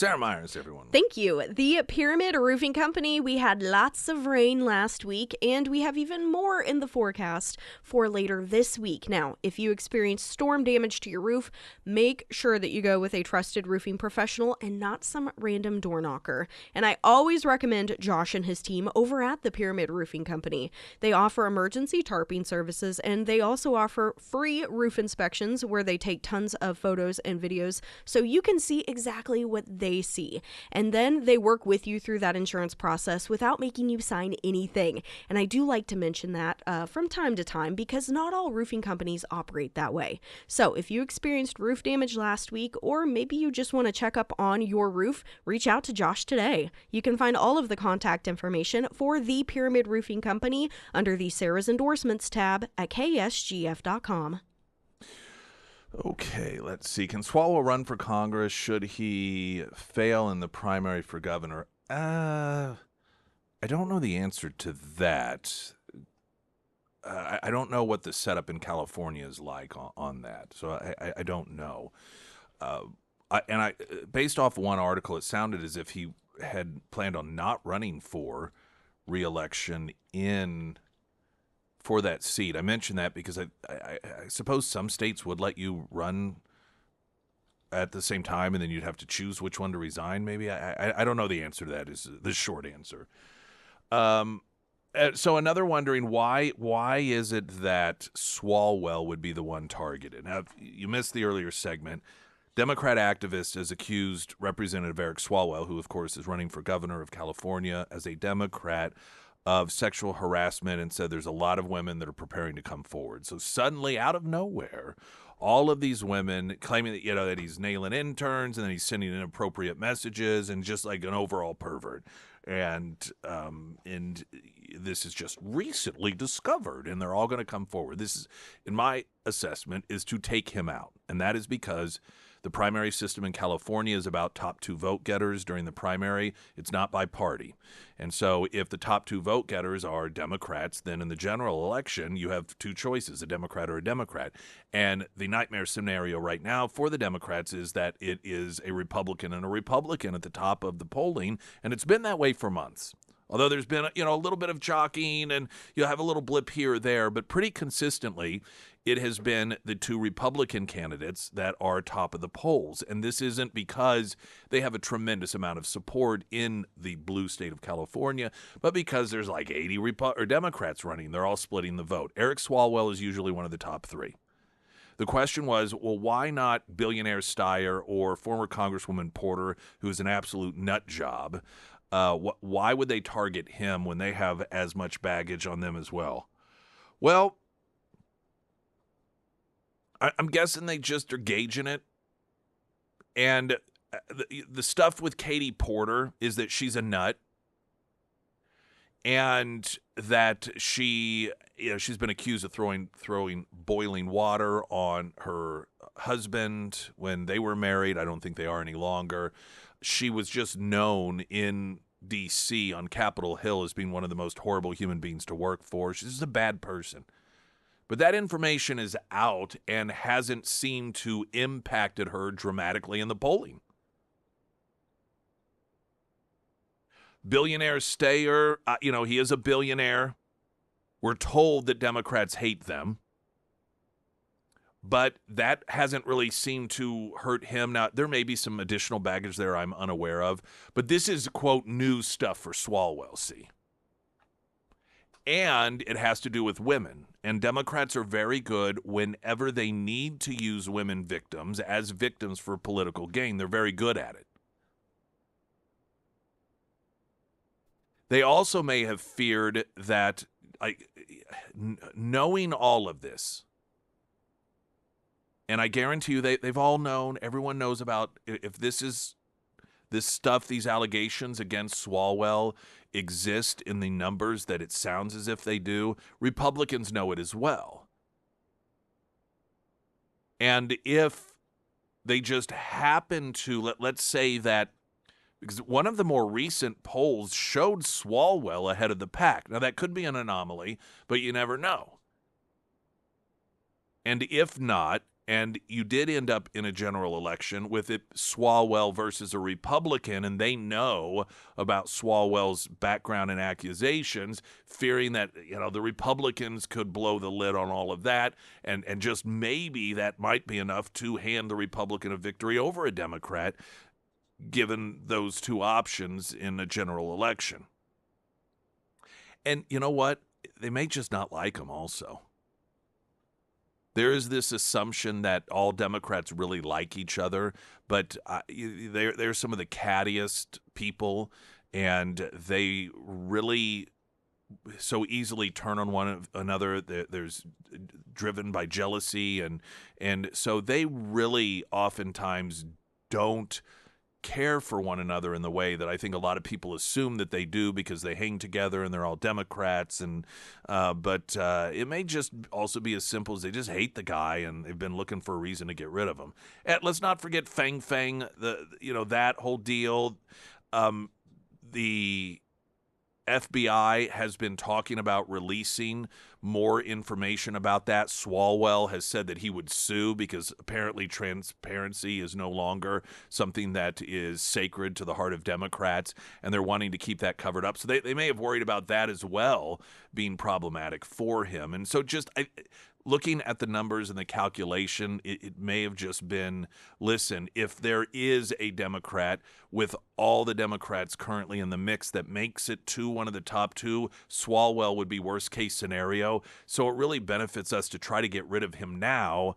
And then that way, we increase the likelihood that a Democrat taking his numbers, his support, will get into the top two.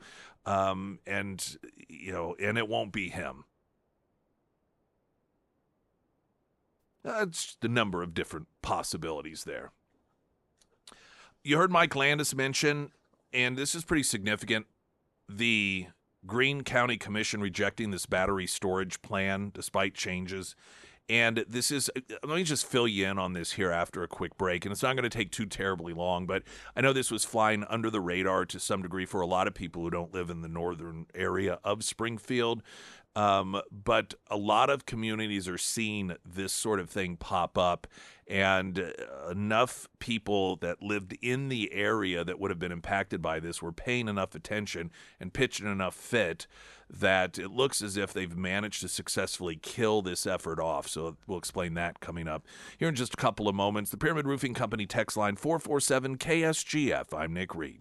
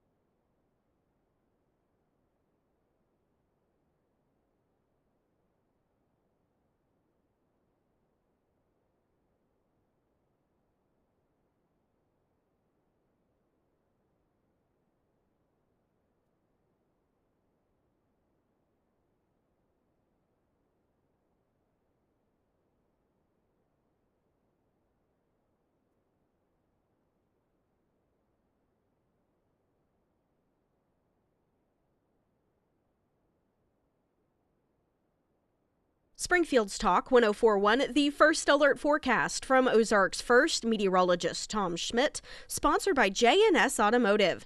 Today we'll see mostly sunny skies with a high near 68. Tonight, partly cloudy with a low around 47. For your Wednesday, mostly sunny with a high near 75. And for Thursday, sunny with a high near 77. Trump making a post earlier this morning. It reads as follows: "A whole civilization will die tonight, never to be brought back again. I don't want that to happen, but it probably will. However, now that we have complete and total regime change, where different, smarter, and less radicalized minds prevail, maybe something revolutionarily wonderful can happen. Who knows? We will find out tonight. One of the most important moments in the long and complex history of the world. 47 years of extortion, corruption, and death will finally end. God bless the great people of Iran." And so that, of course, referencing the deadline, 8 o'clock Eastern. That was the deadline he gave to the whomever is in charge in Iran to reopen the Strait there of Hormuz. Greene County Commission rejected the battery storage plant despite changes. Now, this is something that had come up some time ago, and you just got this sense, well, a lot of times people aren't paying attention, and things will happen. And they're like, how did this happen? And it's like, well, people don't pay attention to what goes on locally. But then other times it just appears as if it was kind of deliberate to keep it quiet and on the down low, but it's difficult at times to tell, given that, again, oftentimes people just don't pay attention. So they don't have to try to hide things that to a large degree because people aren't looking. There was a proposal for a battery energy storage system north of Springfield. This is north of the zoo a bit, and essentially the concept behind it is you have this battery storage facility, and at nighttime when people aren't using power, it would store power up. And then during the day, when lots of people are using power and there's peak usage, then that power that was stored up could be used in order to essentially have less strain on the system. That's just a very simplistic way of putting it. But there was a great deal of concern, particularly when it came to fires and putting these things out. And so during one of the meetings that took place, there were a lot of people that were in attendance, and they had asked questions, and they felt as if their questions were not legitimately answered or that they were inconsistent with the truth, including people that are, firefighters. This is what they do. And the ease with which one of these fires could be put out, given the sort of battery that it is.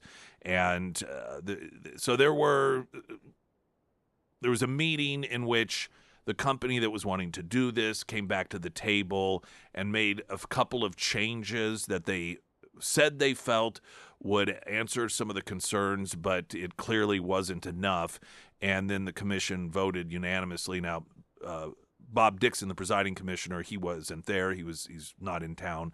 But the other two went ahead and voted it down. So, like I said, most people in the area probably weren't familiar this was going on. But let me tell you, this really does show the difference that can be made when you're paying attention to what's going on in your backyard. And if you show up and you're loud enough about it, and while some people live in areas in which the jurisdiction doesn't care what they think and they're going to do what they want anyhow, this appears to be a situation in which, because citizens were paying attention, they were showing up, and they were trying to make sure anyone and everyone knew about this, that they could very well be, well, I would say that they are. I mean, we don't know. Maybe the commission would have said no anyhow, but the one thing we do know is that they did, and that there was a large outpouring of pushback against this. And so it shows that sometimes it does work after all. Did you see the story in which the Huffington Post was claiming that the Pentagon had a religious event, but they excluded Catholics? No, I didn't see that. Well, so let me read to you this story, because this This is media that is not only biased, but ignorant. A report from the Huffington Post raised eyebrows among critics for suggesting Catholics were being excluded from a Good Friday service at the Pentagon. Huffington Post senior politics reporter Jennifer Bendry wrote that the Pentagon invited more than 3,500 employees to attend a Good Friday service at its in-house chapel, except it's only for Protestants, not Catholics, she wrote. The report cited a memo sent to staff by Air Force leadership that read, "Just a friendly reminder, there will be a Protestant service, no Catholic Mass, for Good Friday today at the Pentagon Chapel." A spokesperson for the Pentagon confirmed to Huffington Post that it was the only service being held on Good Friday at the Pentagon's Interfaith Chapel. One anonymous Pentagon employee who shared the memo told the Huffington Post, "I guess so the Catholics know their kind ain't welcome. It's so ridiculous." Bendry continued in the piece. Defense Secretary Pete Hegseth, a far-right evangelical Christian, has tried to infuse his religious views into Pentagon activities. However, many on social media pushed back against the framing of the report, pointing out how Catholics don't attend Mass on Good Friday. Quote, "Catholic here, we do not celebrate Mass on Good Friday." Washington Examiner reporter Celino Zito told Bendry, quote, "It is the only day of the year without a Mass as the Church commemorates Jesus' death. Yes, it says that there is no Catholic Mass on Good Friday because Catholics do not go or do not do Catholic Mass on Good Friday. Is there literally no one you could have asked? Not one person, not even Google?" National Review senior editor Charles C.W. Cook reacted. Critics, of course, taking aim at Huffington Post on social media for the report. Let's see, you've got Rachel Campos Duffy on Fox and Friends Weekend, noting Catholics technically don't have Mass on Good Friday because there is no consecration of the Eucharist on Good Friday. We have a service where we read the Gospel, Passion of Christ, venerate the cross. We line up to kiss the feet of Jesus on a large crucifix or the wood of a large cross and distribute host that was consecrated the day before on Holy Thursday. And then it goes into more detail. But I thought it was an interesting story because here, of course, the Huffington Post, once again thinking they had an opportunity to bash on the Trump administration. And you notice it is, these are the same people that portrayed Donald Trump posting dirty words on Easter as an affront to all things Christian, yet here they are attempting to bash Pete Hegseth for being a, quote, extreme right-wing Christian, all in the name of defending Catholicism, in which apparently they know nothing about. Does that sound right to you? Yes. Okay. I was literally thinking, I love how they try to use religion that they know nothing about. But isn't like just a simple Google. But it's that way with everything. Oh, I know. Everything, every issue, they open their mouths thinking, "Oh, we're really going to show them now." Time. It's like you have no idea what you're talking about. But Christianity is definitely one, and Catholicism, which I know, again, that whole debate. So people are like, it's not the same. Well, you understand the point here that that the left they love to try and use Christianity against Christians. It's like everything. I know this sounds so repetitive. Christianity is only purposeful to them if they feel that they can use it as a weapon against political opposition. And this was just another prime example of it.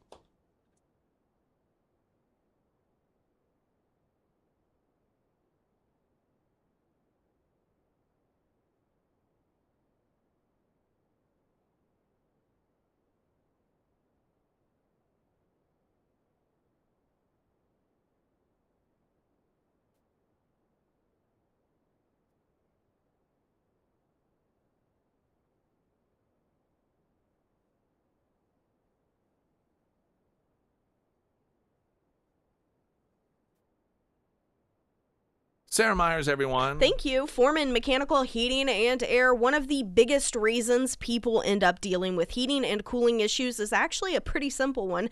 It's usually from lack of maintenance. And, hey, it happens. It's kind of out of sight, out of mind. But over time, things like dirty filters and clogged outdoor units, that can really affect how well your system runs. And one of the many services that the Foreman team offers is an annual maintenance program. That way you just don't have to worry about it. They come out twice a year, they clean your unit, they change your filters, check refrigerant pressure, and so much more. So if you've noticed your system struggling to keep up over the last couple of weeks, make sure that you reach out to Russell before it becomes a bigger issue. You can find all of the contact information for Foreman Mechanical Heating and Air under the Sarah's Endorsements tab at ksgf.com. I find it a very positive development that there is actual serious discussion going on about the U.S. leaving NATO. And the reason I say this is because we have, and this is a human nature thing, you fall into this comfort zone of, well, it's because we've always done it that way. And I think a great approach when the instinct is to say, well, why should we can't get out of NATO? Perhaps start by explaining why we should stay in NATO. We don't really hear a lot of that, other than, well, it's a historic alliance, and because it this and that. Nothing that's actually meaningful that really explains why we should stay in NATO. And I'll be honest with you, that this is part of my growth that I've benefited from Donald Trump, is forcing myself to not default to, well, we'll never do that. We can't ever do that, without asking myself why. And being in NATO and the talk of, Trump's going to get us out of NATO, I've generally defaulted to he's not actually going to do that. But then as he talks more seriously about it, I begin to think, well, wait, okay, well, let's actually think about this.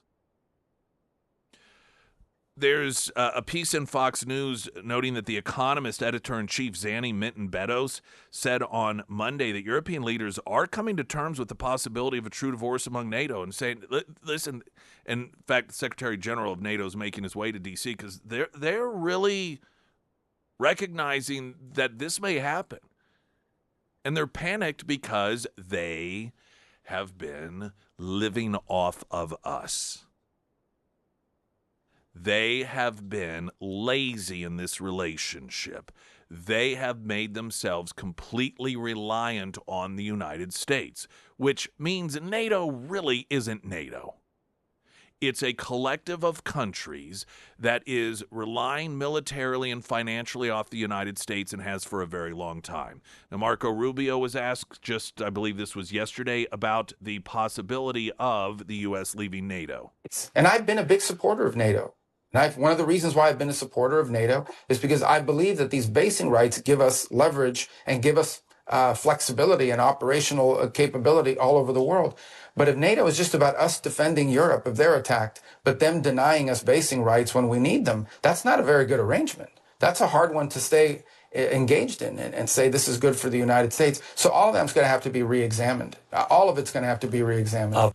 Now, I want to also play Victor David Hanson talking a little more in depth on this because, and he lays out specific examples. And when you look at the relationship and the way that some of our NATO allies have been like, this ain't our war. Like that's been their response. This isn't our, I don't know. Yet over and over and over and over again, there have been instances in which other NATO nations have oftentimes unilaterally gotten militarily involved and then expected the United States as a member of NATO to get involved even though it wasn't our war. Here's Victor David Hanson talking about the possibility of the U.S. getting out of NATO. I think we need to clarify what NATO is basically saying. In the case of Spain, particularly in France and Turkey, they were almost siding with Iran.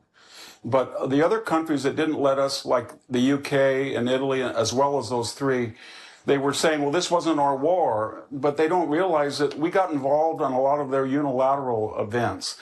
Falklands was not our war. We helped the British. They would not have been able to retake the Falklands without U.S. logistical and resupply. Chad wasn't our war. The French wanted to go in there to their post-colonial interest and get out the Islamists. That wasn't our war. Serbia and Kosovo. Kosovo was not a NATO member. It was attacked by Serbia. They told us it was on the doorstep of Europe. You had to come in and lead the coalition of NATO power. We did. Then they told us that we have to bomb Gaddafi and restore the momentum of the Arab Spring. That wasn't our war. We came in there. That was a 7-month misadventure. And then they said Ukraine is your war, and then we could see that we had interest in stopping Putin, but Ukraine was not in NATO. So they engineer a lot of these interventions, and they do it both under the guise of NATO and singularly and unilaterally, like France and UK. But then they're telling us it's not your war, even though we know now that these missiles had a 2,500-mile range and they had enough uranium apparently for 11 bombs, and they were an immediate and dire threat that we removed for them, and they can't even repay that reciprocity. So I think we're going to have to either redefine our relationship with NATO or start looking at individual NATO allies and bilateral relations. You can sum it up by asking the question, what's the point? You know, as he lists there time and time and time and time and time again, some of the NATO nations have gotten us involved in military action in countries that aren't even NATO countries. And the United States has always done it. Over and over, and he lists through numerous examples over the decades. Yet here, something that clearly does have an impact. We're talking about a country that every one of these other nations, like, we can never let them have nuclear weapons. We can't let them do this. And so finally somebody does something about it, and they not only are not helpful, but act as a block, as a hindrance. Why are we in NATO? Other than to carry the load for everyone else, only when it comes time for once, them to reciprocate, to be like, no, we don't think so. Why are we in this thing? Now, we're going to take a quick break, and then there's a posting that was made recently that is getting a lot of attention that makes a number of really other good points just from a strategic standpoint. And it should be noted, and here's where some of the conflict comes into place. The formal process isn't really that difficult in order to remove oneself as a member of NATO. The formal process, as stated in Article 13 of the treaty, says that any country that wants to be out of NATO has to send the United States a notice of denunciation, which the U.S. would then pass on to the other allies. After a 1-year waiting period, the country that wants to leave would be out. So it's that easy. So if France wants out, they would send a letter to the U.S. saying, we want out. We would then let everyone else know, and 1 year from that point, they would be out. And by the way, many countries have talked about doing this. Now, because of Donald Trump, back in 2023, I believe it was, the Senate passed something saying, oh, no, the president can't do this. That in order for us to withdraw from NATO, we are creating additional boundaries, either 2/3 of the Senate. It has to be an act of Congress, 2/3 of the Senate. And Marco Rubio, interestingly enough, was one of the senators that was instrumental in making that happen. He clearly has changed his position to some degree. Now, there are a lot of questions as to whether or not that is constitutional, whether that would hold up. And so the belief here is that Trump may very well say, no, we're out, start that 1-year clock, and then if someone wanted to challenge it in the courts based off of what congressional action took place, they could, but there's a lot of questions as to whether or not they actually have the authority to prevent the president based off of Article 13 to prevent the president from actually getting us out of that.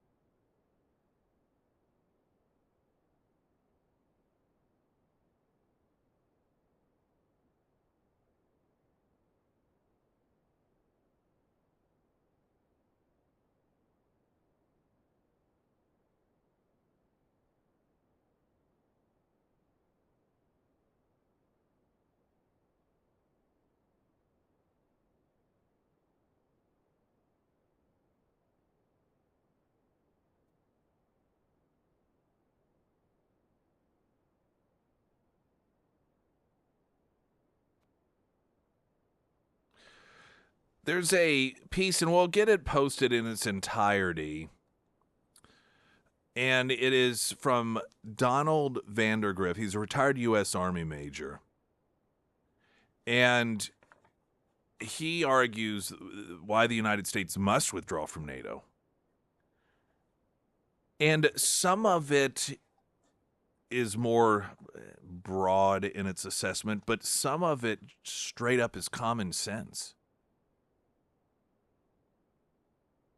And it has to do with the way that we operate and how we've already seen that come into conflict militarily as being a member of NATO.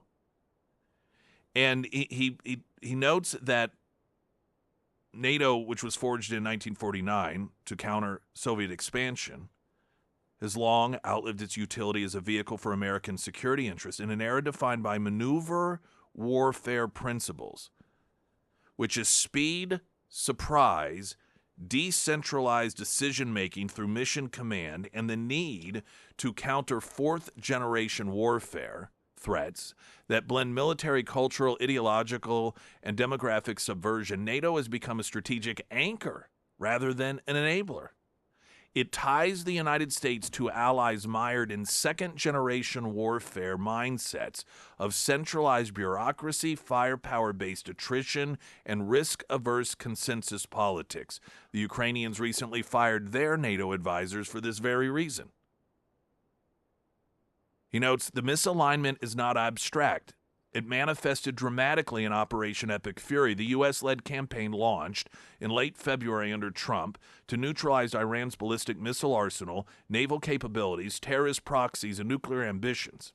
European NATO members largely withheld support, denying basic rights and overflight permissions, forcing Americans to act unilaterally. The betrayal was not an anomaly. As President Trump declared in the immediate aftermath of Epic Fury, "Oh yes, I would say NATO membership is beyond reconsideration. I was never swayed by NATO. I always knew that they were a paper tiger. Putin knows it too, by the way. You'll have to start learning how to fight for yourself. The USA won't be there to help you anymore, just like you weren't there for us." He further diagnosed Europe's paralysis, noting that Europe, they want to be so politically correct it makes them weak. That's what makes them weak. Now, the piece gets in depth. But I think just one of the very basic fundamentals that makes a lot of sense to people is when you recognize warfare today and you look at how it is that we were successful, particularly in a country like Venezuela, it's that ability to boom at a moment's notice, to move, and how counter that is to the way that Europe still looks at fighting wars today. And as a NATO conglomerate, that bureaucratic top-down, take it slow action is counterproductive. And as he notes, it doesn't make them an ally for the United States security, but instead an anchor. We'll get the whole piece posted up at ksgf.com. Glenn Beck's coming up next. I'm Nick Reed.